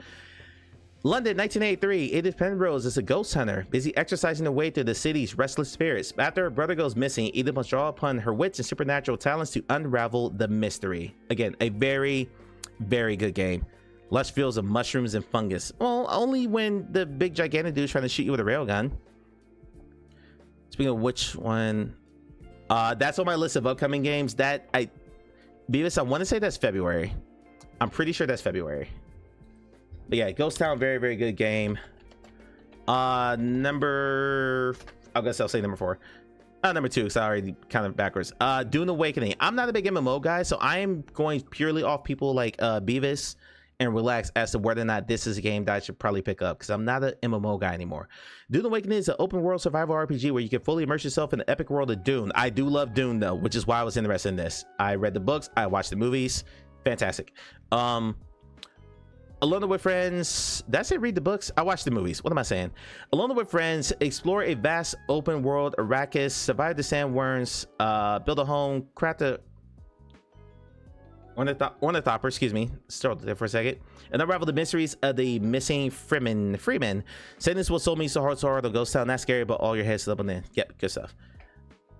Yeah, Beavis, so you played this too? And Relax, how do you feel about doing it? Well, it's in your top, but compared to other MMOs you've played,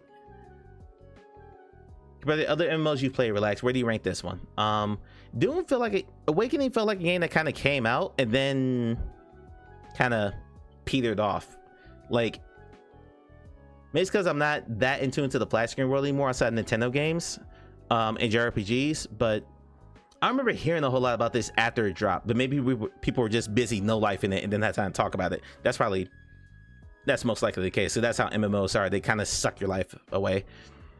Also, Doom in-games sucked though. It was fantastic, but 250 hours. Sheesh. Top 3 MMO. Nice. And number 1 for Relax, even though again not in order. I started counting backwards before you told me not in order. Was Split Fiction. We talked about this earlier. Corey played this with his son. Relax, who'd you play this with, and how did the other person who played this with you enjoy it? So I know you liked it, or would have been in your top 5. Relax, thank you for your list. That is everyone's top 5 list. Thank you for everyone who contributed. I appreciate it. Again, love to see what everyone else was into. I wishlisted a couple games myself here. I'm gonna go back and wishlist some more after I look through these again. Because when friends say, hey, this is a good game, I kind of trust my friends' recommendations. So to at least give it a shot, throw it on the wish list, pick it up on sale, and see how I like it. So like Relax said, I'm trying to inflate your wish list here. Play it with someone you no longer associate with. Think they enjoy it. Gotcha. Okay. Gotcha. All right. No, not that one. Before we go through my list, clip time. This is going to be the year of live open mic in clip form. I'm just going to randomly click on some of these because they're in order, because I was going through clips in chronological order. So for the sake of not just going from recent to last, I'm just going to clip on some of these in order. What's this? Grimlord. We're pretty much at 1 HP in the prayer territory. There's one good hit, and I'm toast. Oh my god, I'm so close. Don't greed this. Don't greed it. No greed, Mike. No greed.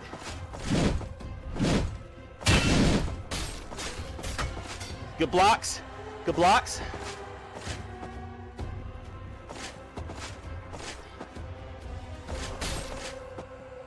This is also why I want a new GPU.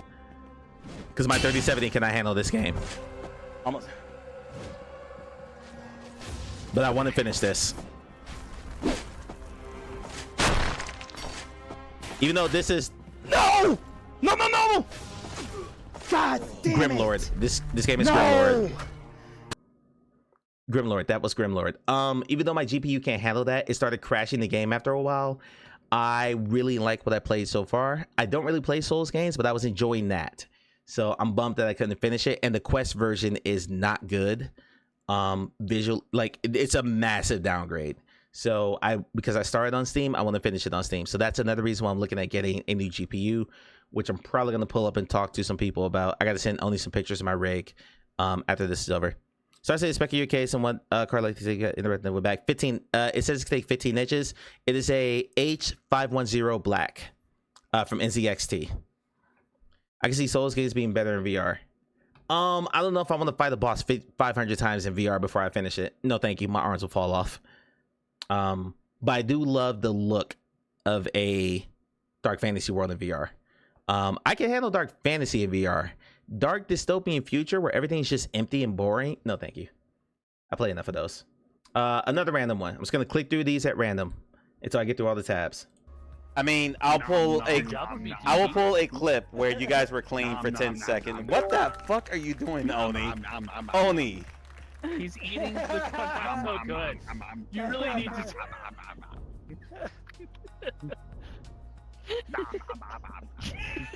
This is the Tokyo chorus. Lower down just a little bit more. A little bit more. Right there. I can't even get in there.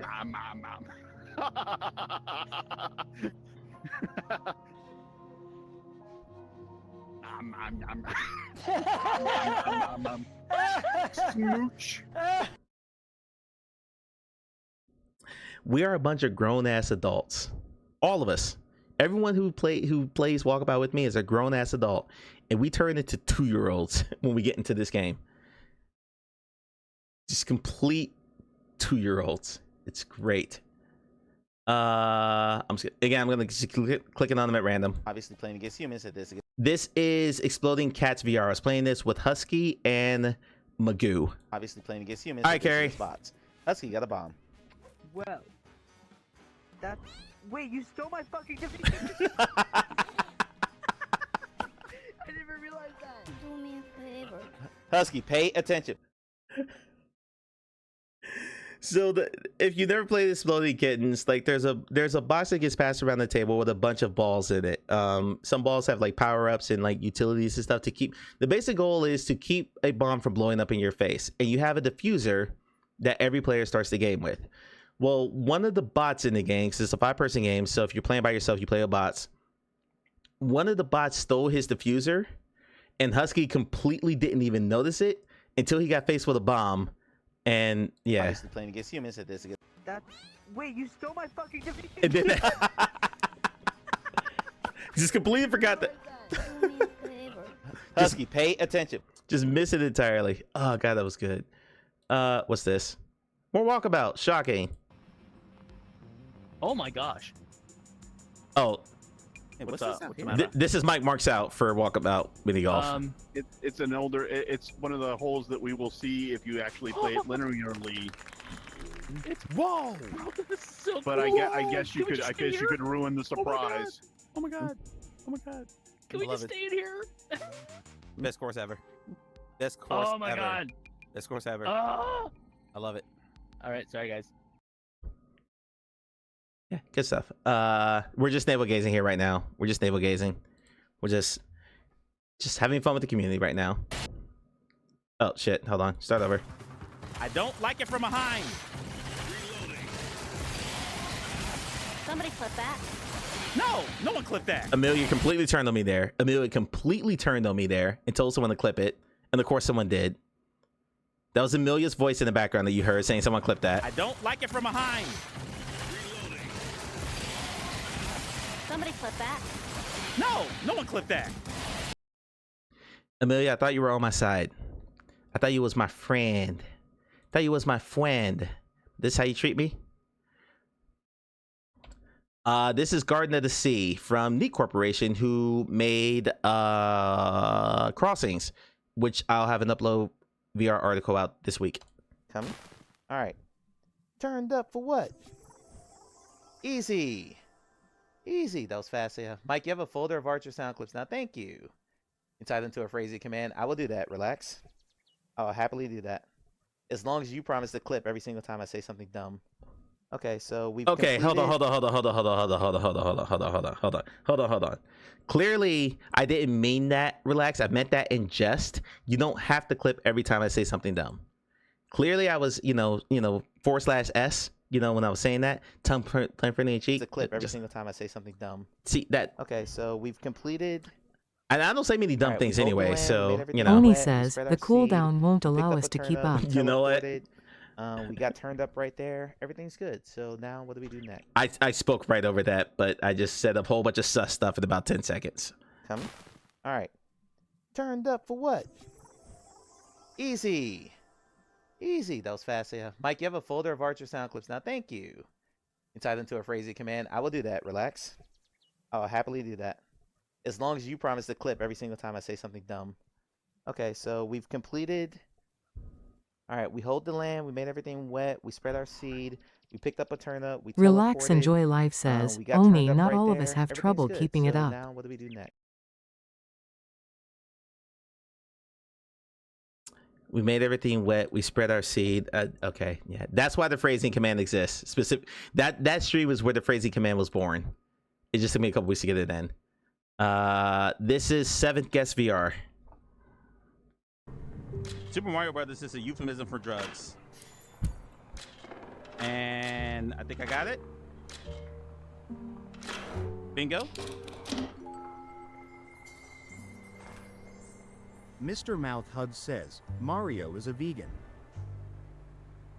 No, okay. If you take mushrooms, you get big and strong. If you eat a flower, you get spit straight fire. If you eat a star, you're invincible and can run through anything. That is a drug metaphor.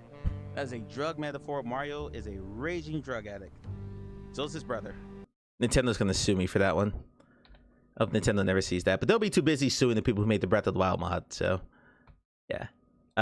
This one. What's this? I think I know what this one is. Anyone who has heard Oni come in the chat, I think I know what this one is. If you want me to show you where it is, I will, but otherwise I'll keep my mouth shut. Well, it helps your elocution if you have balls in your mouth and you What talk. the Oni? What is elocution, Oni? Damn, that was aggressive. I ain't gonna lie. That was really aggressive. Nice, Russ. So aggressive. What's elocution, Oni?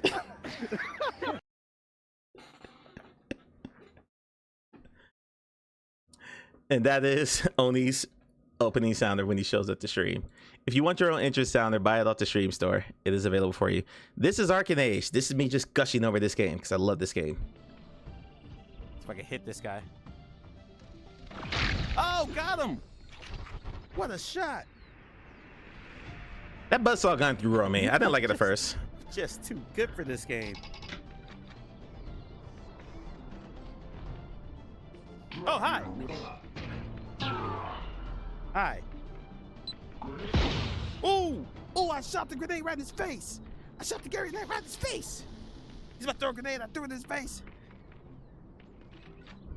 I love this game. This game is awesome. It's so good. It's so good. It's please play Arcane Age. If you don't own Arcane Age and it's not your wish list, just throw it in your wish list, please.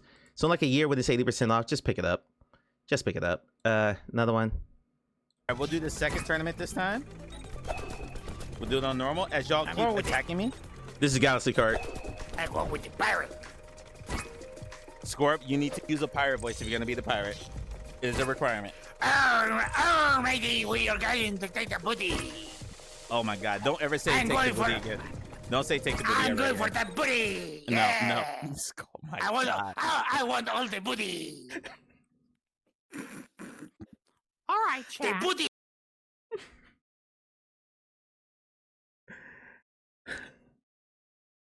I love my friends. I love that I could just say, hey, friend who I'm not gonna name out loud, any friend, do this, and they'll just go. They'll just run with it. It's so good. Okay, this clip. Husky and Matt took me on a rec room tour, and through all the worlds we went to, including one where someone was terribly racist, Husky struggled to explain what we were supposed to do. He just ran off, and me and Oni had to figure it out. Pixels, exclamation point pixels, future. You'll have to log into your Twitch account on Stream Elements to be able to redeem anything. There you go. Pixels, jerk. Anyway, what makes this clip is you're gonna hear laughter in the background. The laughter is Oni, because just before this clip started, Oni could hear my exasperation and me trying to get Husky to stand still for 10 seconds, and he could not do it, and Oni's just cracking up in the background. Husky, stop walking. Husky, stop walking. No, listen. Stop walking and explain what we're supposed to do. Okay. In these fuck. I don't know how to explain it. I gotta show you. Hold on. Where the hell is it? Is there one here? Oh, there should be one here. Wait, we just made a circle. Oh, found it. Okay. Come here. No, it's just possible. This is one stream, so it's fine. This is not a series. Just Oni's laughter. This was one of the nominees for Oni's entry sound. There's him laughing, but I'm talking over it, so the laughter wasn't clear. But Oni's laughter, my exasperation was very funny. Game playground with these? What do you mean game playground? Be more specific. Husky is younger than anyone else in this stream, but he's not a child, but he's very young. What is this? I forgot what this is. I'm gonna say something horribly terrible. God. Just understand I'm making the joke. If Relax and I started a porn together, it would be called Into Black. Okay, that's it. I'm done. Good night, everybody. Y'all have fun.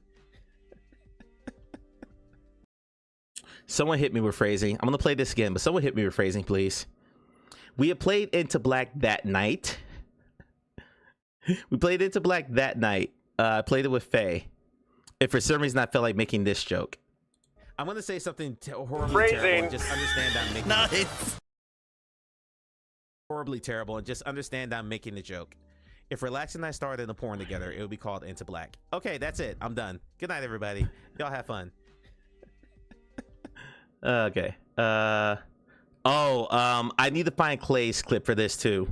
This is me, Clay, and Onikaze playing Pixel Dungeon. I'm with Oni. I just killed like. Damn it! A mimic! There's a mimic! There's a mimic! There's a mimic! I'm done. Shit!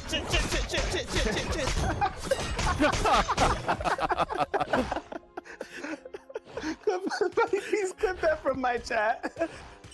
Exclamation point clip, please, in my chat too. Because I need to know what that looked like. I'm gonna detour real quick. I'm just gonna go to Clay's channel and try to find that clip real quick. Clay had to stream in 2 weeks, so she'll be able to find it fairly quickly. This season on Pluto TV. Why don't you punch me in the face? I think it was more than 30 days ago. Yeah, he's playing Claire the whole time. This is gonna be harder to find then, because yeah, I'm not gonna be able to find this quickly. Okay, never mind. I'll find it later, post it in the Discord.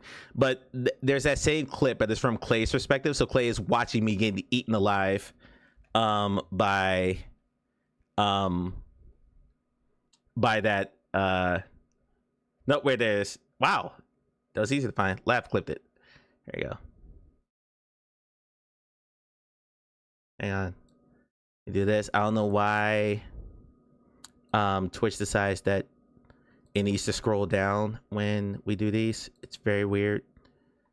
What is happening here? Okay, get that over there and then full screen it. That way you're getting the full frame. Okay, there you go. Okay, this is Clay's perspective of that clip you just watched of me getting eaten by a mimic. Damn it, a mimic! There's a mimic! There's a mimic! There's a mimic! I'm done. Shit!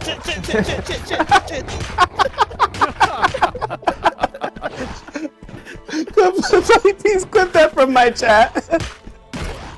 Exclamation point clip, please, in my chat too. I need to know what that looked like. Damn it, a mimic! There's a mimic! There's a mimic! There's a no, mimic! he did not. Shit!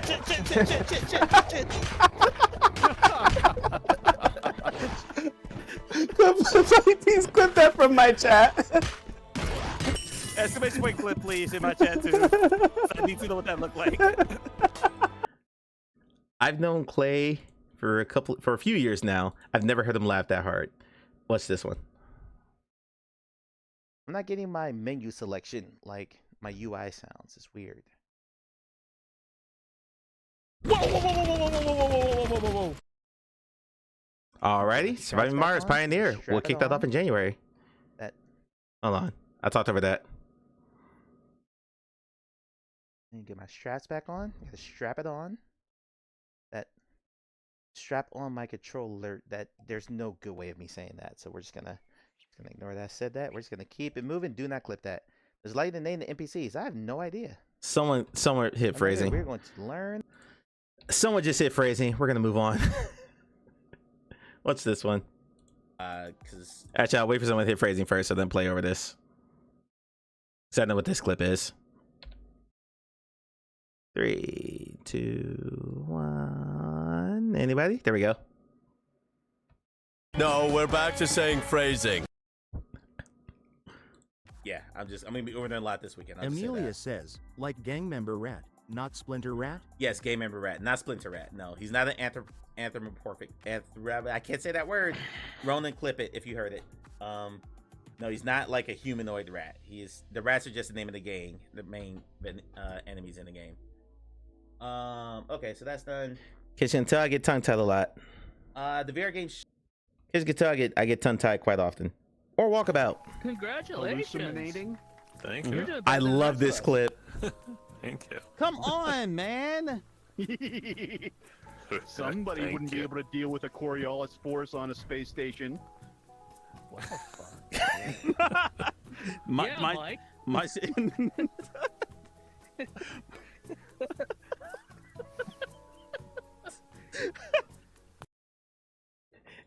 It's only sounding too clever for his own good, and Mock just muttering what the fuck under his breath. Yeah, it's such an only comment, but Mock just muttering what the fuck under his breath just makes it great. Congratulations. Thank You're you. doing better than the rest of us. Just wait for the Mock. Thank you. Come on, man. Somebody Thank wouldn't be you. able to deal with a Coriolis force on a space station. What the fuck? I've been going to the gym all year, so hopefully I look thinner. Things are kind of plateaued because I'm starting to gain muscle now, so I'm not really losing weight anymore, but I feel like I'm getting smaller. I had to buy new work pants this week because I shrunk out of the ones I bought before when I started the job, and I started the job in August, so I'm taking that as an encouraging sign. This is after the fall. In my face. Dad, my gun is Wait, hold on. I think that started a clip a second or two in. This is Relax and Amelia in the game with me. Your microphone? It's that. Okay, so I want my reload like in my face. Dad, my gun is That's too easy. Oh, I'm no, just not wait. gonna take it. Sorry, it's by my reload's by my tits. Actually, guns that's are now by my actually that's okay because when you fast reload, you're gonna end up doing this. Pop right in your mouth. Pop right in your mouth. Pop right in your mouth. You don't want to do that. See when like pop it to your chest. I didn't watch this whole clip before I selected that one. I thought it was just a relaxed bit. I didn't know about the pop in your mouth. Popping the gun in your. Never mind. Moving on.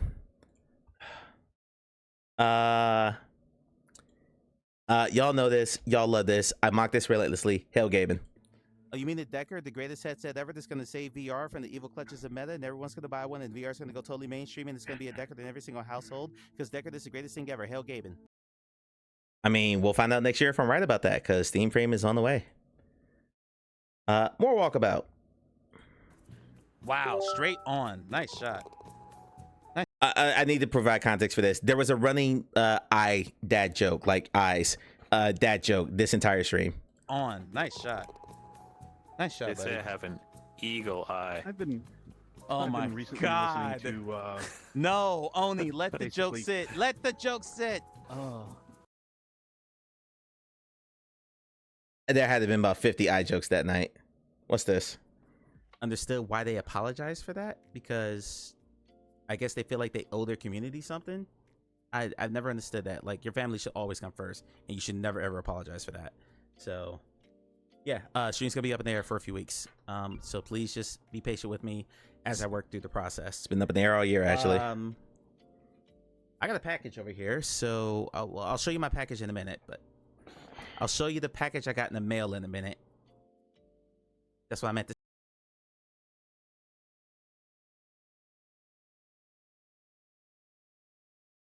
Sometimes I don't. God damn it. What was wrong with phrasing? I don't realize how often I put my foot in my mouth until I do this stuff. Until I watch my clips back, and I'm like, wow. Hey, the rare one. I'm not the jackass in it. This is Clay. I was wondering. Hey, I I noticed that there was a different, there was a different my pumpkin. loadout is messed up. I only have 2 shields. Jesus.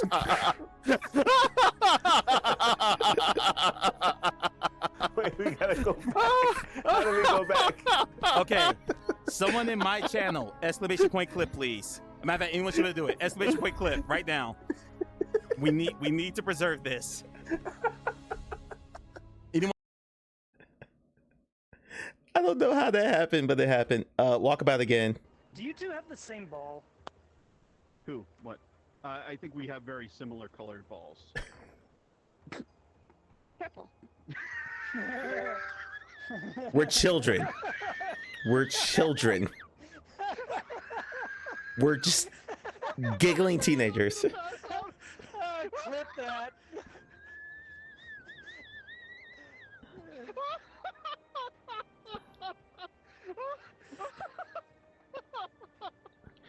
I mean, mine are Russ. I've been single for several years now. I'm just watching Mike lose it on camera.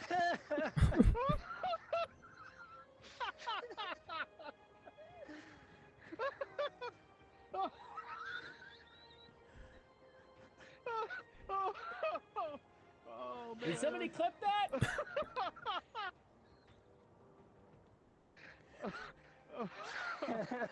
I mean, it's just 30 seconds of laughter. But I'm so sad I missed this one. Yeah, we were in rare form that night. What's this? Oh, I love this clip. Go baby, go! Go baby, go! I'm right Whoa, there! somebody I'm right talk there! Yes! Victory speech. Let's go! Let's go! Woo. You know what? Damn it! All right, so victory speech. You know, we had a great week of practice. You know, we just worked together. We kept the game plan simple: offense, defense, special teams, and then we really just, we stuck together. We played as a team. No individual. Why are you heroes. doing this like it's a fucking football interview, And bro? and that's why we're victorious today. We shake off the losses. We'll shake off the wins. We'll get ready for next week. Fred, that's what you get for shooting me. Fred, that's what you get for shooting me, Fred. I tried to stop him, and you keep shooting at me. You don't shoot at me when I try to kill Mike. Corpse Rage will never not make me laugh. It's so good. Back to Elvis. The potatoes could hear me. More In eye Idaho, jokes. With the costume. Why? Potatoes could hear More me. eye jokes here. In Idaho. With the costume. Why? Oh my God. I mean, I'm not wrong. even they might be able to see you with their eyes, but as far I as know, quit. potatoes I don't have quit. to. I'm done. You do I'm quit? done. I'm done. Aye, sir. I mean, you started it. How did I start? Russ just instigating at the very end there. More Walkabout. And then steak, Ooh, no that was space close. in Oh, no. the chat. You have a colon emo? No. Oh, wait, hold on. That's already the second end.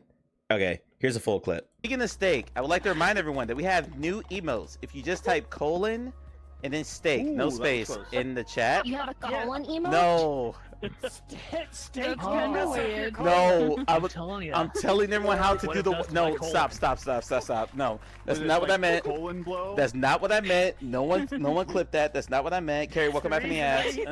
What I'm trying to. No, that's not what I'm saying.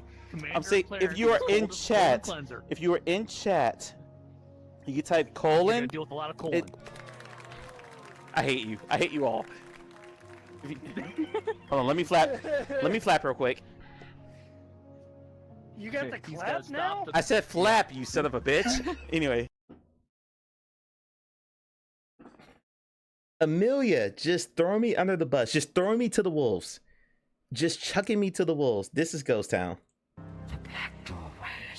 Oh hell no! I forgot how creepy this was. Why I gotta be black though? Why the black gotta be using the pajor? The light is the doorway will seek. What is the black door? Why it got to be black? Why is black a pejorative term? I mean, that question was still never answered in that game. Spoiler alert. No one ever answered that question. More walkabout. So I bought a new car. Anxious. Congratulations. It's a cataract. Oh my God, no. No. You're welcome. I hate Mock Ravage for that one. Replaying it. So I bought a new car. Anxious.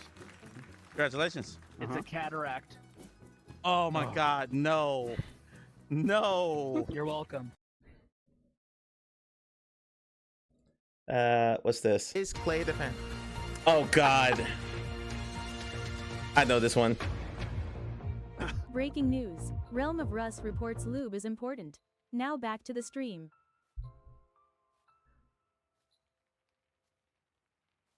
So the thing is, Russ didn't even clip that. Relax clip that. Somehow, I don't know how we got on the discussion about lube, but whenever we talk about lube, Russ perks up because she's a subject matter expert. And I'm not saying it's not important, Russ. It just didn't need to be a breaking news. Pixel Rip 1995. Wait, why can't I jump? I thought I could jump. Maybe that's an ability I get. David, how many times do I have to tell you? I'm so sorry. I'll call you back. Okay. What else do I have? What else do I I have? can't let you waste your childhood like that. No, Mom. Mom, no. No. I hope you realize I'm just watching over you. How could you? Hello, Mr. Anderson. Any kid who grew up in the 90s that had their parent unplug their TV during the game knows that pain. Knows that pain. This is Out of Sight VR. You definitely play Pistol tonight for a bit while elevating my foot in bed. Nice. Nice. Let me know how you like it. It's a little old world VR-y in terms of mechanics. You understand what I mean when you play it, but just let yourself adjust to it. This is Out of Sight VR. Crunch. Hold down R. Crouch, not crunch. Wow. Wow, no one clipped that. That clearly says crouch. We're just gonna ignore that said crunch, okay? I haven't seen anything for such a long time. Why are you blind? 89. It's so sad. Did somebody clip that? Thanks. The first game is 1989. Pixel of 1989, then 1995, then 1978. Yes, play 89 first. That's the first game in the series. And there is a story that runs through all three games. So you want to play them in order. 1995 looks like it's first because it was the first game that came out on Quest, but 89 is released as a DLC because 89 predates the release of the Quest. Yeah, 1989 is your first game in the series. More walkabout. Woo. There's a food truck. And it has food truck prices, 15, 25, and 45. That's exactly what I expect to pay the food truck. That's exactly what I expect to play. Look at the Triceratops. You can go for a ride. This is Raptor Cliffs. I can? Oh my God. Oh my God. Whoa, whoa, hey, whoa, whoa, whoa, whoa. Whoa, buddy was bucking. Like, Oh, yeah. hey, Right, I'm I text. think this guy might be Giddy from. up. I am sitting down on him. Journey to the Center of the Earth. Yes, that's Giddy where up. that guy's from. Come on, Yeah, come on, yeah.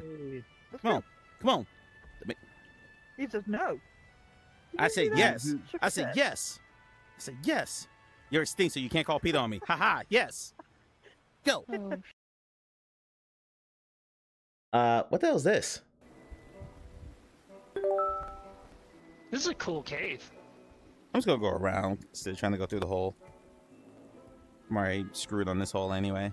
This is just a bunch of hole jokes. Try to get. They do a It looks like- phenomenal job with these. They really maps. did. So yeah, I looked into this crack here, and I was like, "Oh, what the hell is that?" And that's when I realized that this was like the hole that you fall down. Has it already been cut? Where are you or doing crack? Is it? Right up here. I love only saying right up here at the end, like completely oblivious to the fact that Relaxing I made 2 cocaine jokes like back to back, and it just got missed. Did I not delete this one? Yeah, I didn't delete that one. Okay, that one's done. This is Cookie Run the Darkest Night. This game is no longer available. It was delisted on Quest in September. So when I first played this game, So this is where the mandrakes are. I was not familiar with what a mandrake was. Like I have to just grab a hold of this and pull.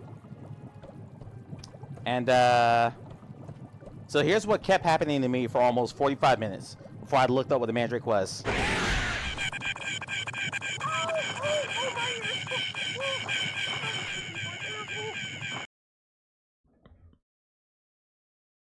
Literally, the first time I played the game, 45 minutes kept yanking out the mandrakes. They kept running away from me. So I Googled it and then figured it out. If you want to see me just look like pure joy, watch this clip. This is me playing Legend of Zelda Echoes of Wisdom.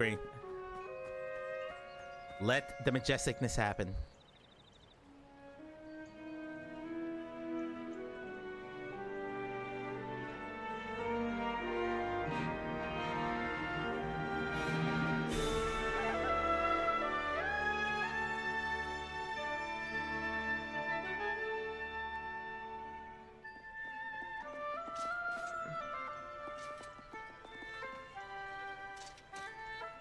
No bullshit, almost cried there.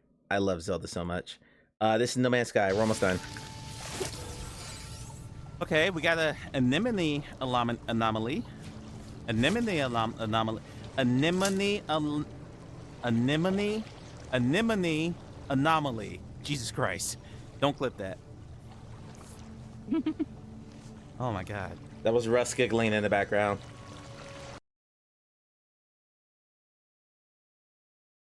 Okay, I'll check it out. What's this? Small people. That's all I'll say. Like, people are like, oh no, it's not the size of the boat, it's the motion in the ocean. Let me tell you something. It takes a long fucking time to get from Florida to England in a rowboat. That's all I'm saying. Size matters. I mean, I stand by this. I'm sorry, I stand by this. And you clipped all you want. I stand by that. I'm unpacking all this shit. I stand by that comment. I think that's perfectly fine. I don't think anyone would argue with that. You're gonna have to wire your jaw shut while everything heals, so you won't be able to talk for 2 weeks. And while some people would say that's a good thing, you know, I'm waiting for that joke. I don't want to do like that. Your family wasn't like didn't start a Carrie, whoa, hold on. Carrie just said a very important message that we need to make sure that is stated out loud. let me straighten up here. Carrie said, and I quote, "Bald men are sexy." That's all you needed there. My year was made just from that comment. This is Into Black. Come and get me! Come and get me! Okay, maybe not that close. Maybe not that close. Maybe not that close. Whoa! Shit! Shit! Oh, big boys! Big boys! Big boys!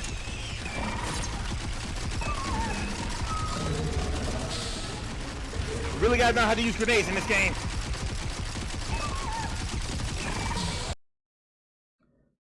Me showing just perfectly calm, very normal combat. Thursday is a chill stream, I think. No shit! Not in here! Not in here! No! Okay, we're gonna do this way. Driving out of a tunnel backward. I need to get back in. This is Downtown Club. I gotta get back into this. This was a good game.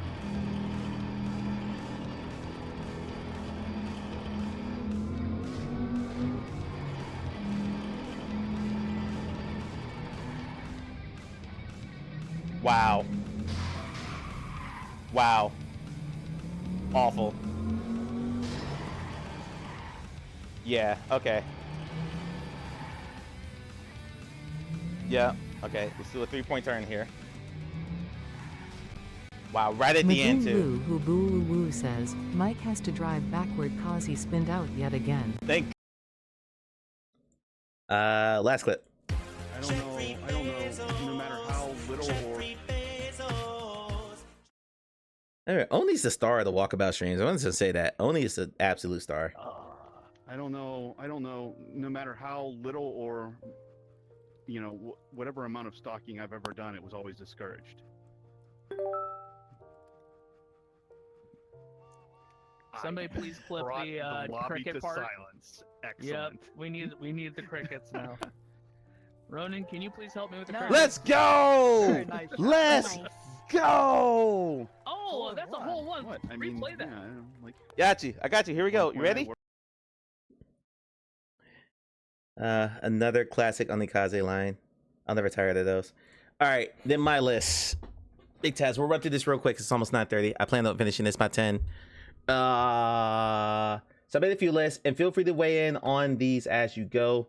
The first one is my top 10 VR games of the year. Again, if you want to give like your top 3 or so, just VR. So like Faye, you already did yours, obviously, but a bunch of people listed flat games. So just VR, give me like your top 3. You not do top 10 because that's a little hard. Number 10 was Prison Boss Prohibition, the sequel to the game from 2018. You basically are a, what's the phrase here, Oni? If you're still in chat, a carpetbagger? A bootlegger? You're basically serving alcohol and mixed drinks during the area of Prohibition. It's co-op. There's now 4-player co-op. It's a lot of fun. I had a lot of fun with that. Number 9 is Draken Ridge. I almost put this in the overlooked category.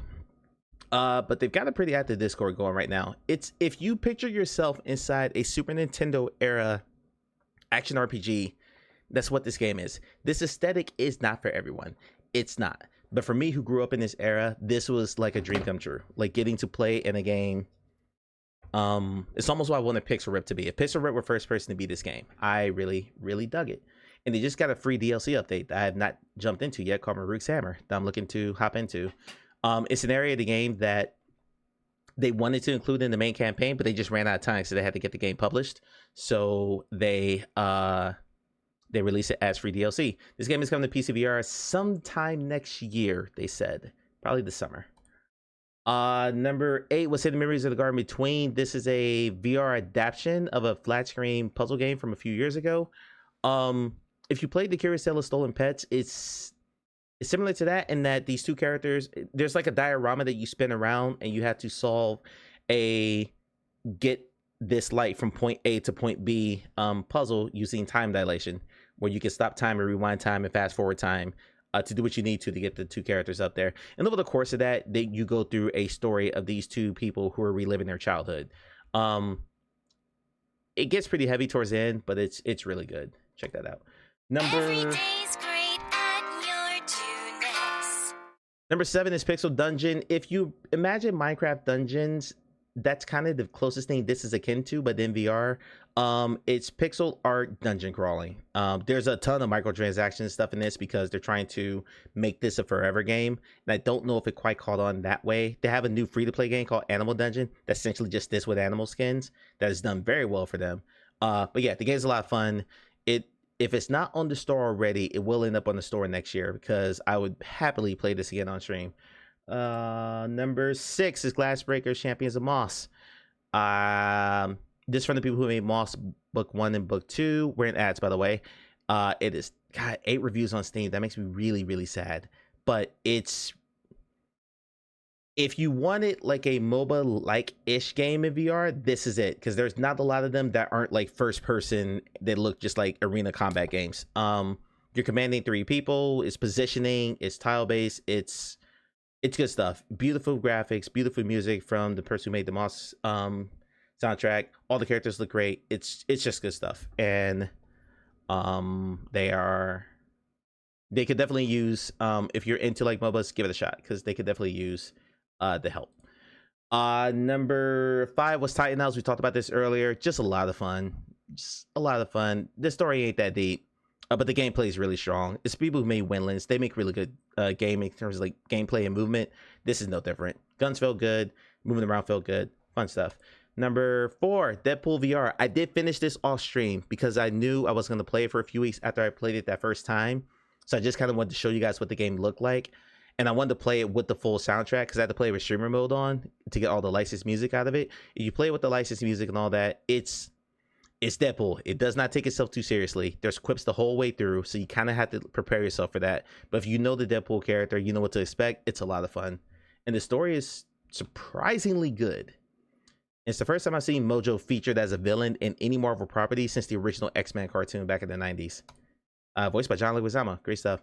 Ghost Town we talked about earlier. Really, really good puzzle game. Probably best puzzle game. Not probably. Definitely the best puzzle game all year. Definitely. Great stuff. Number 2, Battle Marked.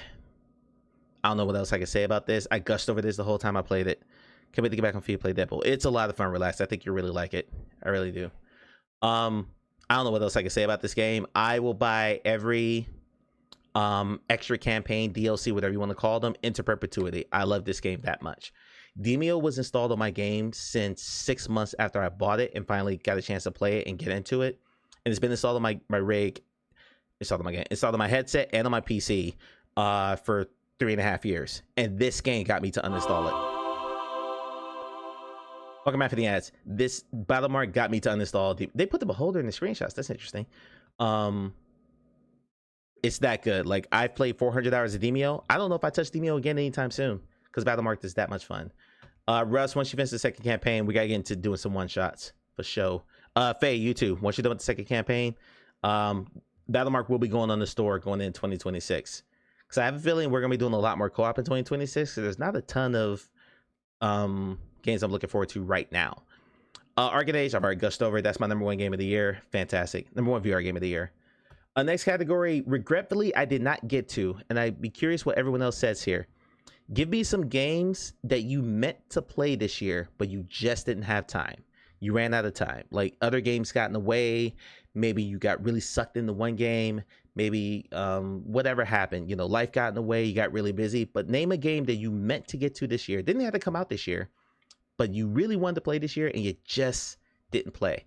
Here are my 5. Escape from Adrian's Wall. The developer actually sent me this key, but this game came out in the fall where there's a whole lot of shit that came out, and this game just kind of got swallowed by that. So I am going to be playing this game in full next year as early as possible.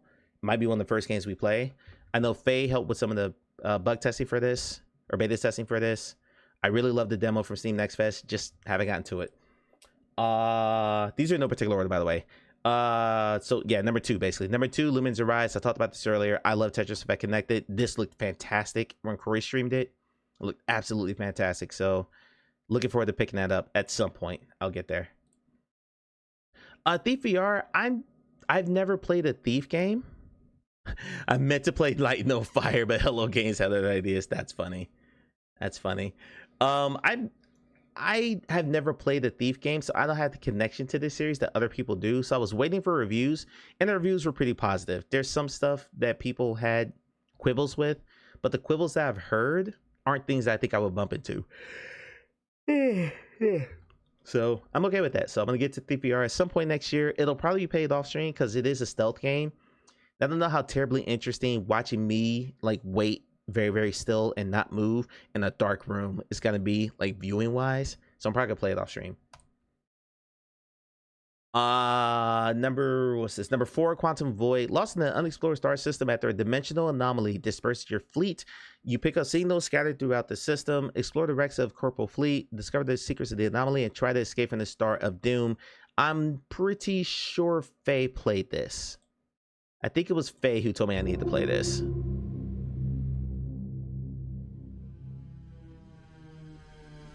It's got a good trailer. The whole page looks fine.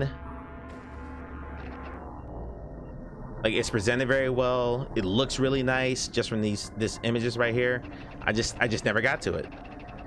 I love the CRT monitors.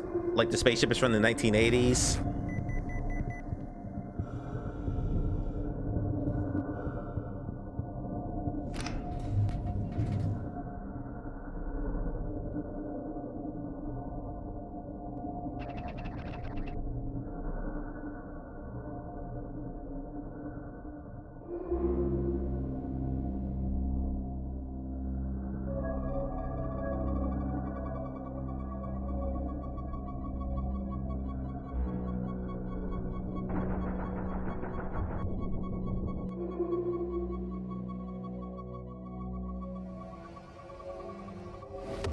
At first I thought this gave me Cosmic Dread vibes, but I didn't really want to play that. But then I've heard people who played it and said it was actually quite good. So I forgot how long this trailer comes off. So anyway, the trailer's way too long, but yeah, that's the game I regret not getting to. Whatever number this is. Number 5, Track Shoots to Survive. This is from Ikuvo, the people who made Green Hell VR. You are looking for, or you and your sister are on the plane to somewhere. Your plane goes down. She gets kidnapped. You have to survive in the wilderness long enough to rescue her. That's the basic point of the game. It's a survival game with a story. I don't like survival games for the sake of survival games, although there's a underrated one that I'm going to talk to in a bit. But I want one where there's an actual like through line, and like a goal to accomplish other than just don't die. So like Bootstrap Island is less my jam than something like Song in the Smoke was. I love Song in the Smoke, but there was a story in Song in the Smoke. There was a plot that you were following as you went along here. This looks like more of the same. It got an update to get a graphics up, to get a graphical overhaul, because everyone said it looked like an early Quest 2, late Quest 1 game, which wasn't good for a Quest 3 exclusive. Because this game is MetaQuest exclusive, so gonna play this sometime next year. It'll probably come to stream, at least for one stream, just to kind of show it and see what it looks like. It's got a 3.9 rating, which isn't great, but I think most of that tied to the graphics. People were not happy with how it looks, so they did go back and patch that. Hadrian, Deadpool, Behemoth, Ruins Megas, just to name a few. Okay. Disappointments of the year. Hold on. No, we won't support the studio because of what they did to Green Hill VR. I know, relax. I know you're gonna say that when I brought the game up. Biggest disappointments of the year. Number 1, Ember Souls. Again, no particular order. I know people who like this game. I did not. I thought the combat was crap. It didn't look good, like visual wise. The voice acting was horrific, absolutely horrific. They actually spent the last 7 months after the game came out re-recording every character, like recasted them with new voice actors and re-recorded every character, because no one, it was universal that the voice acting was terrible. But like the combat was just straight wiggle physics, and unlike something like Dragon Ridge, it didn't have the visual charm for it to overcome just how meh the combat was. So didn't particularly care for it. The movement was fine, like the parkour movement was okay, but even then Reach came out a few months later and blew this out of the water. So I don't know, just I love a good action event. I love a good adventure game, a good adventure RPG, and this really just kind of let me down. Lovesick. This was a, let's turn the music back on. Let me get to it. I'm hoping 2026, relax. I'm hoping 2026, and I'm hoping we get VR right away, but I doubt it. I think we get VR after it launches. But hell, I'll play it flat just to kind of get used to the game. So not jumping in VR, I'm not fiddling with controls, and I know how to play the game already. Okay, Lovesick is, if you play something like Life is Strange, it's kind of like that. It's like a slice of life game with a sci-fi edge. You're the bass player in a band that is having a lot of trouble communicating and like getting along. By the way, this game is 99 cents on the Quest store right now for the winter sale. So yeah, it's marked down to 99 cents. They're just begging people to take a flyer on it for sure. Anyway, I hope it's a better VR implementation than No Man's Sky. Straight up, relax. I think No Man's Sky's VR implementation leaves a lot to be desired. We'll say that. So I hope the VR is better in Light No Fire. But anyway, the problems with this game were, again, it was no base teleport movement like House of Da Vinci, but unlike House of Da Vinci, they didn't get the positioning right, so you were right up on stuff. So instead of like my mic being here, when you teleport, it'd be like here, like you were right on top of stuff, and you have to like lean back and like bend down to grab items to solve the puzzles. I told them that when I sent them a note privately when I got this game to review, I was like, y'all gotta like back the node spots up. They're too close. It's like it was made by someone who's like 5 feet tall and weighs like 2 pounds and is super skinny, because a normal sized person, and multiple people I know who played this said the same thing. Also, there's a Guitar Hero-esque element to it with playing with a bass guitar, but it sucked. They had to overhaul it. So just, I love a good story-based puzzle game. This wasn't it. Thankfully, House of Da Vinci helped with that. I don't know what number I'm on. Number 3, Mecha Force. Love a good mech game. Really like Vox Machina. There's a game called World of Mechs that's kind of arcadey, but it's pretty good. Iron Rebellion is really good. This had an anime type tinge to it, like a Gundam-esque type feel. I was really looking forward to this, and then I played it, and it's a roguelite, and I don't detest roguelites, but I do detest roguelites where the combat only lasts a few seconds. Teehee.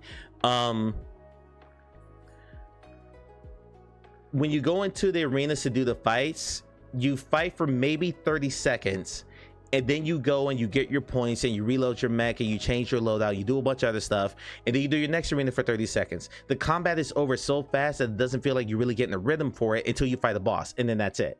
So yeah, was not a fan of this. And that was gifted to me, and I was not happy. I felt bad that someone paid money for me to play that. And then number 1 was Reach. I am gonna replay this in 2026. I don't know when. Yeah, I'll get Iron Rebellion playing on stream for sure. I was waiting for the Steam release, but I think it's done now because I didn't want to play it on Quest. I played Reach before it came out on the Quest, and I got soft locked twice. I bought it on Steam the week it came out and played it that day, intending to play it on stream that night because I was off that Thursday.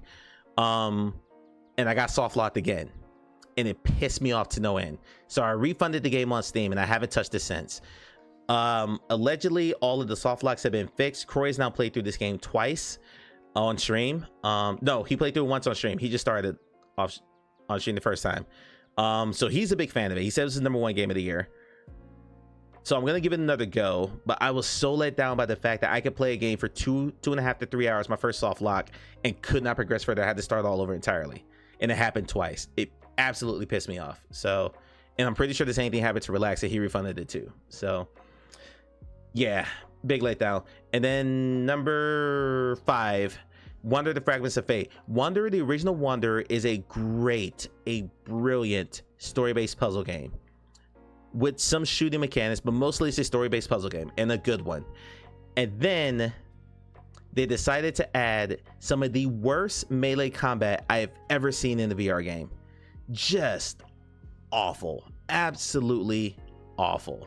This is another game I refunded on Steam, and I wishlisted waiting for a sale after they got it fixed. But they still haven't fixed the melee combat. They fixed a whole bunch of bugs that happened. There were some soft locks in there too, apparently. But yeah, Clay played this and bailed at the one stream, and Wonder is one of Clay's favorite VR games, but he hated the combat as much as I did. I was not happy with that. Those are disappointments. Romantic is a heavily upgraded version of the No Man's Sky engine. Oh, you're talking about No Man's Light on Fire, yeah. I couldn't even launch Reach. Oh, damn. This is part of the ones on sale. Yeah, I missed the sale, so I'll pick it up sometime next year. What's this category? This category is these are perfectly average games to buy on the sale. There's nothing necessarily wrong with these games. There's just nothing exceptional about them. So if you see them on sale, pick them up, give them a shot. With the exception of this first one, #1, Out of Sight. Out of Sight has some performance issues on Steam that they're supposed to be ironing those out. Suena played this with a 4090, and he struggled in certain parts of this. I actually got soft lock on my 3070 and couldn't finish it because I had to turn the graphics all the way down to low and close every single thing, which means I couldn't stream it to get past that point. Like, I don't know what happened in that point. It's where you're going down the flight of stairs, but everything just like your VRAM just completely maxes out. Let's see. Suena was sitting on, I think he said it went to like 20 of his 24 gigs of VRAM on that one scene just walking downstairs. Don't know what the hell happened, but aside from that, a very good spooky based puzzle game. If you like something like Little Nightmares, it's akin to that. That's the closest description. So perfectly fine. If they fix the performance issues, that should be a lot better. Selena Mine at Large is another puzzle game. It just got repetitive after a while because the puzzles are mostly the same. It layers on you getting a stream of water from one end of the room to the other using different techniques and different tools, and they add on different tools as you go along, but it's still the same puzzle repeated about 40 times, and it gets more intricate, but it's a one-trick pony of a puzzle game. And the story itself is good. It's about mental health. It's pretty deep, but your narrator is a child, and your enjoyment of this will kind of depend on your tolerance for having a small child speak to you in small child voice for several minutes on end every few rooms or so, because that's how the story goes. I've been around kids my whole life, so it didn't really bother me, but I know a lot of people who didn't care for this because the narrator was, quote, annoying.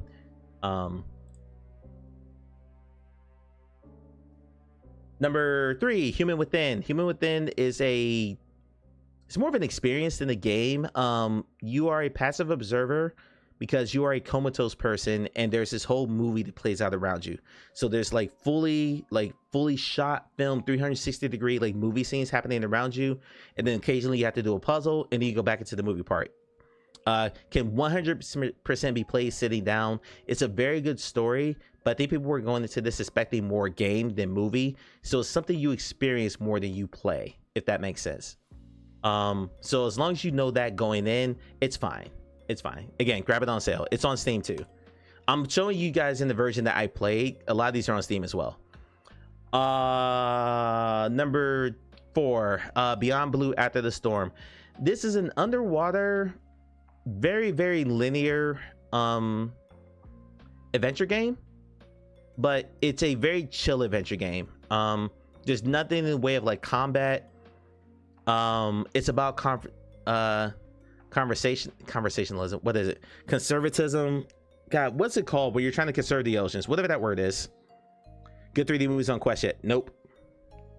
No is in I don't know. Not no is in no. I don't know. I don't. Conservationism. Thank you. I couldn't get that word out. Conservationism. It's a story about conservationism, and it's fine. It's also very short. I beat this game in 2.5 hours, my first time through and I never died or had to restart or anything.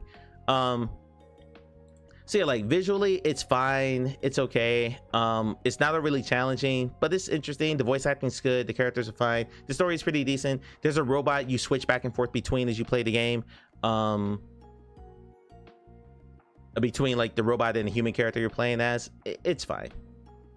It's fine. It's a perfectly average game. And then Jolly Roger, Pirates VR Jolly Roger. The original trailer of this game that I showed on stream showed you like you were on a pirate ship and then you were in a bar having a drink with your mates, and then you were underwater with a shark chasing you, and all this really exciting action adventure stuff that I was really looking forward to. And what I got was a puzzle-based pirate themed dungeon crawler.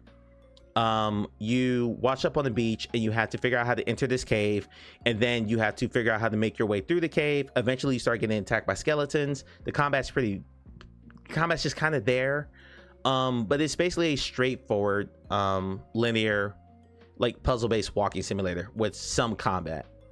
And from what they originally talked about, and I should have known this because I know the developer, it just wasn't it. Again, something that if you got a few hours to kill, it's not a long game either. You'll beat it in about 4 hours. If you pick it up on the sale, you got an afternoon to kill. You'll blow through this in the afternoon if you're even halfway decent at games. Because like I said, the puzzles aren't very hard. Some of them are just fetch quests. We just have to find pieces and put them in the right order.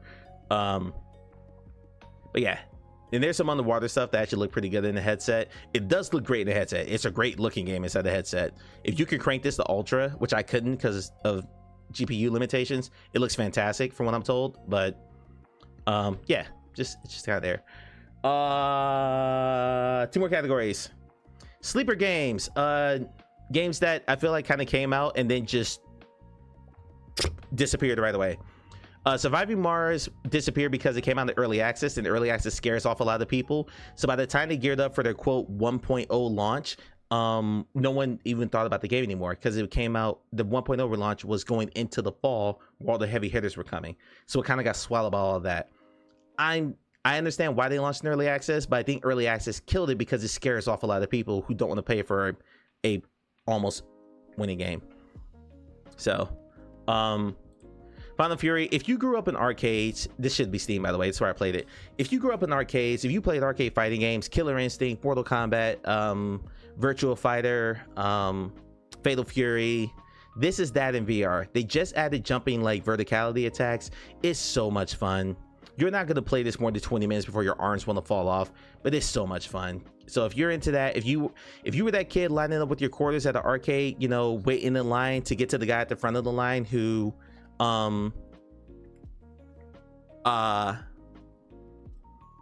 who's just whipping everyone's ass, and then you finally want to fight him, yeah, play this game. It's good, and it's from the people who made Synth Rider, so there's a good exploration there's a good expectation of quality here for sure. Men in Black, another, this one, Relax said this earlier about games that kind of come out and there's a short run-up time. This game came out 3 weeks after it was announced, and this made no sense to me whatsoever. It's from a good developer, which is CoSync. They made Jurassic World Aftermath. They made Shadow Point. Christ, I'm blanking on the other one they made that was really good. I'm blanking on the other game, but Augmented Empire. They made Augmented Empire, which is a futuristic turn-based game that I thought was really good. They make good games, and it's from Sony Pictures, who also commissioned the Boys game. But they announced this, and they just came out. It's just like, bleh. So I think it just flew under the radar because there was, yeah, and the franchise is lukewarm because the last movie sucked, and a lot of people didn't like the third movie either. but the game itself is good. It's not great. It doesn't reinvent the wheel. It's not mind-blowing. I was very careful to say that in my review for Upload VR. There's nothing about this that reinvents the wheel. It's just a good, solid action game. The epitome of wait for a sale, honestly. But yeah, pick it up.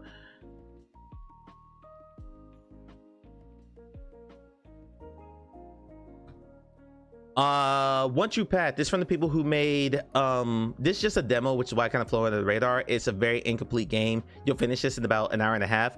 It's from the people who made the Fisherman's Tale games, though. It's really all I should say. It is from the Fisherman's Tales games. The cartoons suck, don't they? Oh god, the Man in Black cartoon was terrible. I love the Fisherman's Tales games. This is just as wacky, genre bending, weird mechanic type stuff. It's 3 stories in one, but they trying to come together because there's an overarching narrative surrounding these 3 stories, and at the end they start to mash together. Yeah, because I put Hadrian's Wall and regretfully did not get to, I didn't want to double up on any of these, so these are all like one shot for each category, Faye, if I could say that. But yeah, it's just grab it. I'm pretty sure it's still free. No, it's $2 now. They're charging $2 for that. So grab it, play some decent shooting, some decent swordplay puzzles, and know that they're gonna make more of this. And it's from the Fisherman's Tales people games. Like, come on, yeah. I don't know what number I'm on. 1, 2, 3, 4, this is number 5. Number 5 is Frost Survival. I don't like survival games. Like, I said this earlier. I don't like survival games that don't have a story. I really enjoyed this. And their last game, Survival Nation, I thought was not fun at all. It's another co-op survival game, but it was a zombie co-op survival game, and I thought it sucked. This was the complete opposite. Even playing this with Relax, I felt super alone the whole game. Again, doesn't reinvent the wheel, no frills, just straight up like cut the tree down, build a blueprint, survive it. Yeah, so I need to look at how many players can get into this. Cause imagine if you got to like 4 players, you can build some pretty cool stuff pretty quick. But there you go. Last category, games I'm looking ahead to in 2026, and we're gonna end stream after this. Stuff that I'm looking forward to, that I'm excited about. We're gonna watch all the trailers for all of these. This is Fixer Undercover. It comes out next month. This game blends simulator, puzzle, and adventure elements, and infiltrate Kozlov's prison as a fake handyman. Tools are screwdriver, grinder, pliers, hammer, and a wrench. Combine, improvise, break security. Meet Winston, your drone partner in crime. James Bond has gadgets. You have tools and creativity. Gun? No. Exploding pen? No. Laser watch? Still no. Then what's our edge? Creativity, improvisation, and change the Armani. We're blending in. Pass accepted. Mechanics for ventilation repair in Block B2. Please follow me. How are we even going to get out of here? I know it's your first mission, but please stop panicking.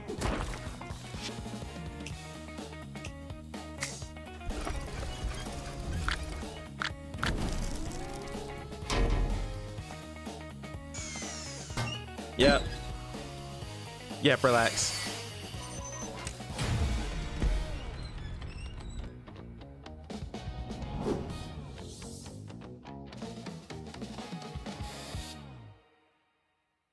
Hey, wish list on Steam at Quest. There you go. And then the quest thing at the end. I wouldn't even put that splash on my trailer, period. But anyway, that's me. I've been wanting another I Expect You to Die game. So we're not doing bingo. We're not doing bingo. I wanted another I Expect You to Die game since I Expect You to Die 3, and they have not announced 4 at all. Their last game from Shell Games was Silent Slayer. So yeah, this looks to scratch that kind of itch for me. So looking forward to that. Remnant Protocol: the assassination of the Blessed Mother has plunged the galaxy in darkness. Usurpers rule with absolute authority, and blood flows in rivers of red across the stars. Only the Protocol can restore her light. I want a space story. I want a story-based space game. The only one I got was Journey to the Foundation. Journey to the Foundation. Journey to the Foundation did not actually let you fly a ship. You just went to different planets and did stuff. I loved Wing Commander when I was a kid. I wanted something like that since Wing Commander, and I haven't gotten it. No Man's Sky is not it.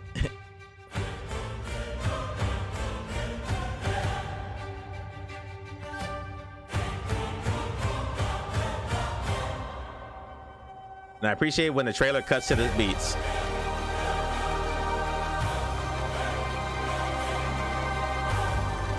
That's wishlisted too, Oni. No, this isn't it.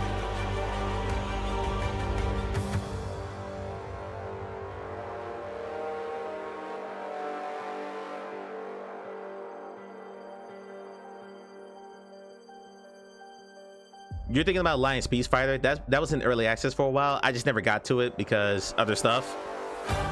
But the full release is supposed to happen with a new campaign, so I'll check it out next year.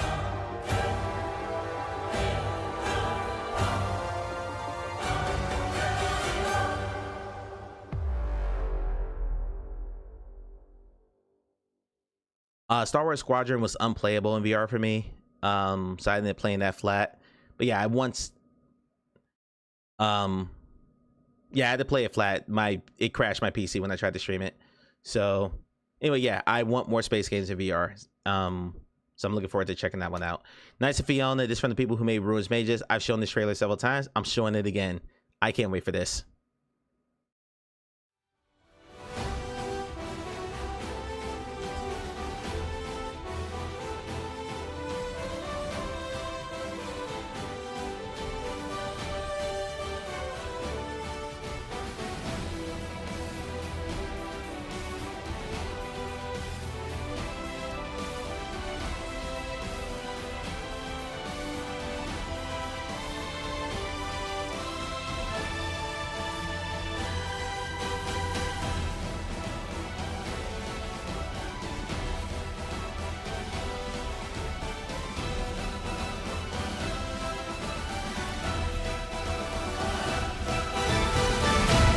Only DM me that name, please, because I don't recall that one at all. That's Fiona. Y'all know how I feel about JRPGs. I want that aesthetic in VR. I want that kind of fantasy world in VR. Give it to me. Star Trek Infection. I don't know whose idea was it to make a Star Trek horror game, but Bloober Team is kind of at the helm of this because they're the overseers for some of the development for this, even though it's being made by Play With Fire. Bloober Team makes good horror games, so I'm curious, at the very least. As a Star Trek fan and as someone who likes horror but doesn't love it, I'm curious.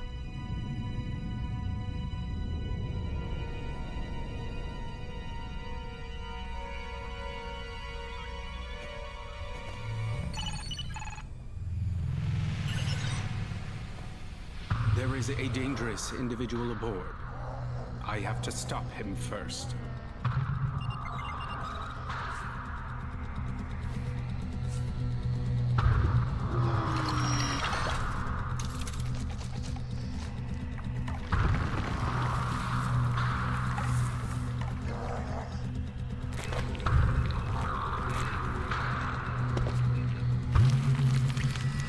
Give in to your emotions, the mutation will progress more rapidly. All right.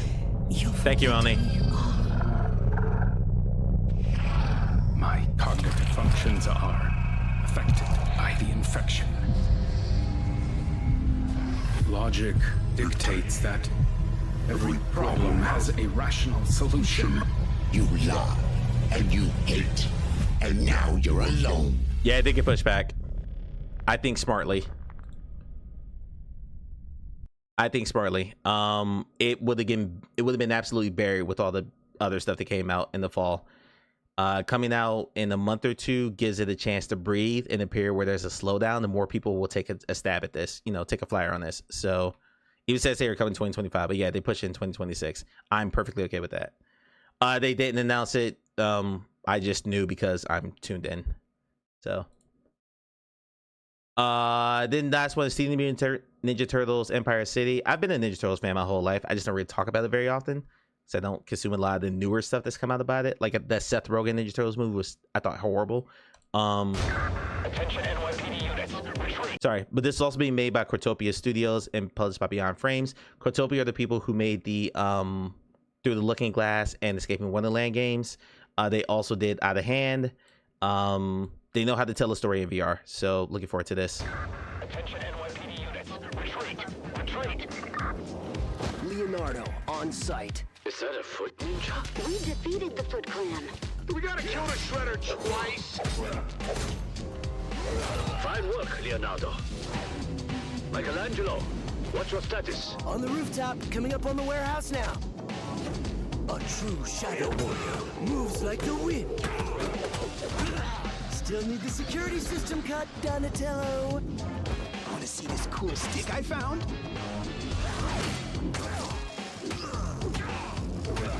The next door is electronically locked. I can hack it. Ninja Turtles Empire City. Raphael? Let's slap some makeup on these clowns.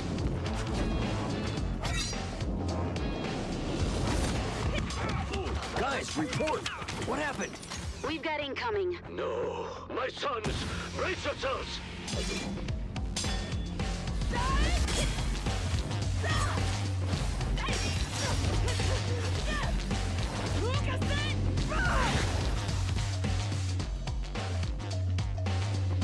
It can't.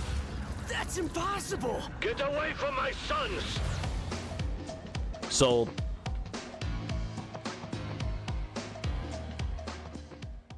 Sold. So this is not my wish list on Steam. That's a shame. We're gonna fix that. Absolutely sold. Give it to me. And that's the recap of the year.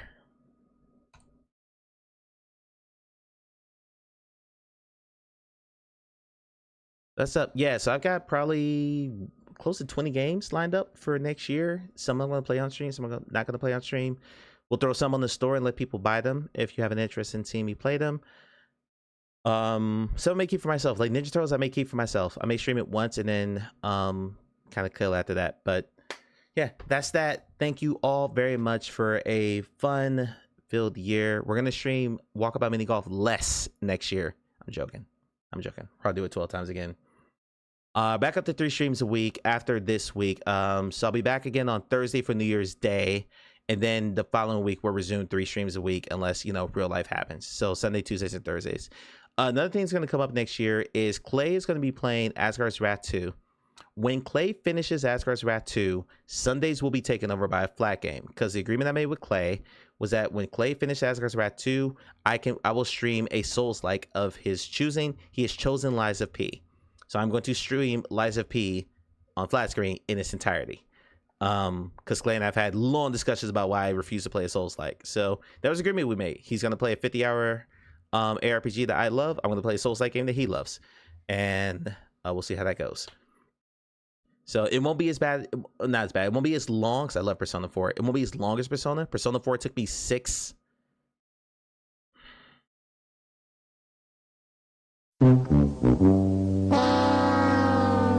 Relax. Thank you for being here, buddy. Thank you for being here. It won't be as long as Persona 4. Persona 4 took me the better part of 6 months to finish. So it won't be that. I think it's about a 25-hour game, but just give you all a heads up. There will be some flat screen coming to the channel next year. Other than that, everything should be business as usual. I will be in touch with some of you in the Discord as I continue to research this GPU problem or the GPU upgrade that I'm looking at doing next year.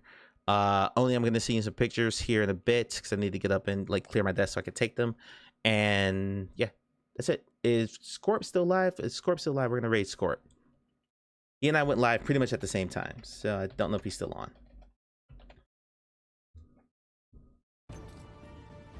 Yes, we're going to raid Solid Scorpius.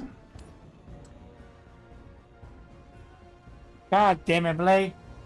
Scorp is playing Marvel Midnight Suns. Y'all heard Scorp scream.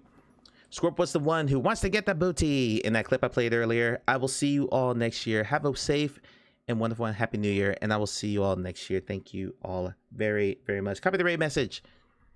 First one is for subs. Second one is for non-subs. Copy the one that is appropriate to you. And I will be back on Thursday, January 1st, 2026. Where did 2025 go, guys? Where did it go? All right. Solid Scorpius. Thank you for letting me yap for 2 hours and 40 minutes. I appreciate your patience. Yeah, back on Thursday. I'm off on Thursday, so we'll start a little bit earlier, maybe 5, something like that, and we'll hang out and play some VR. Bye, everybody. Peace.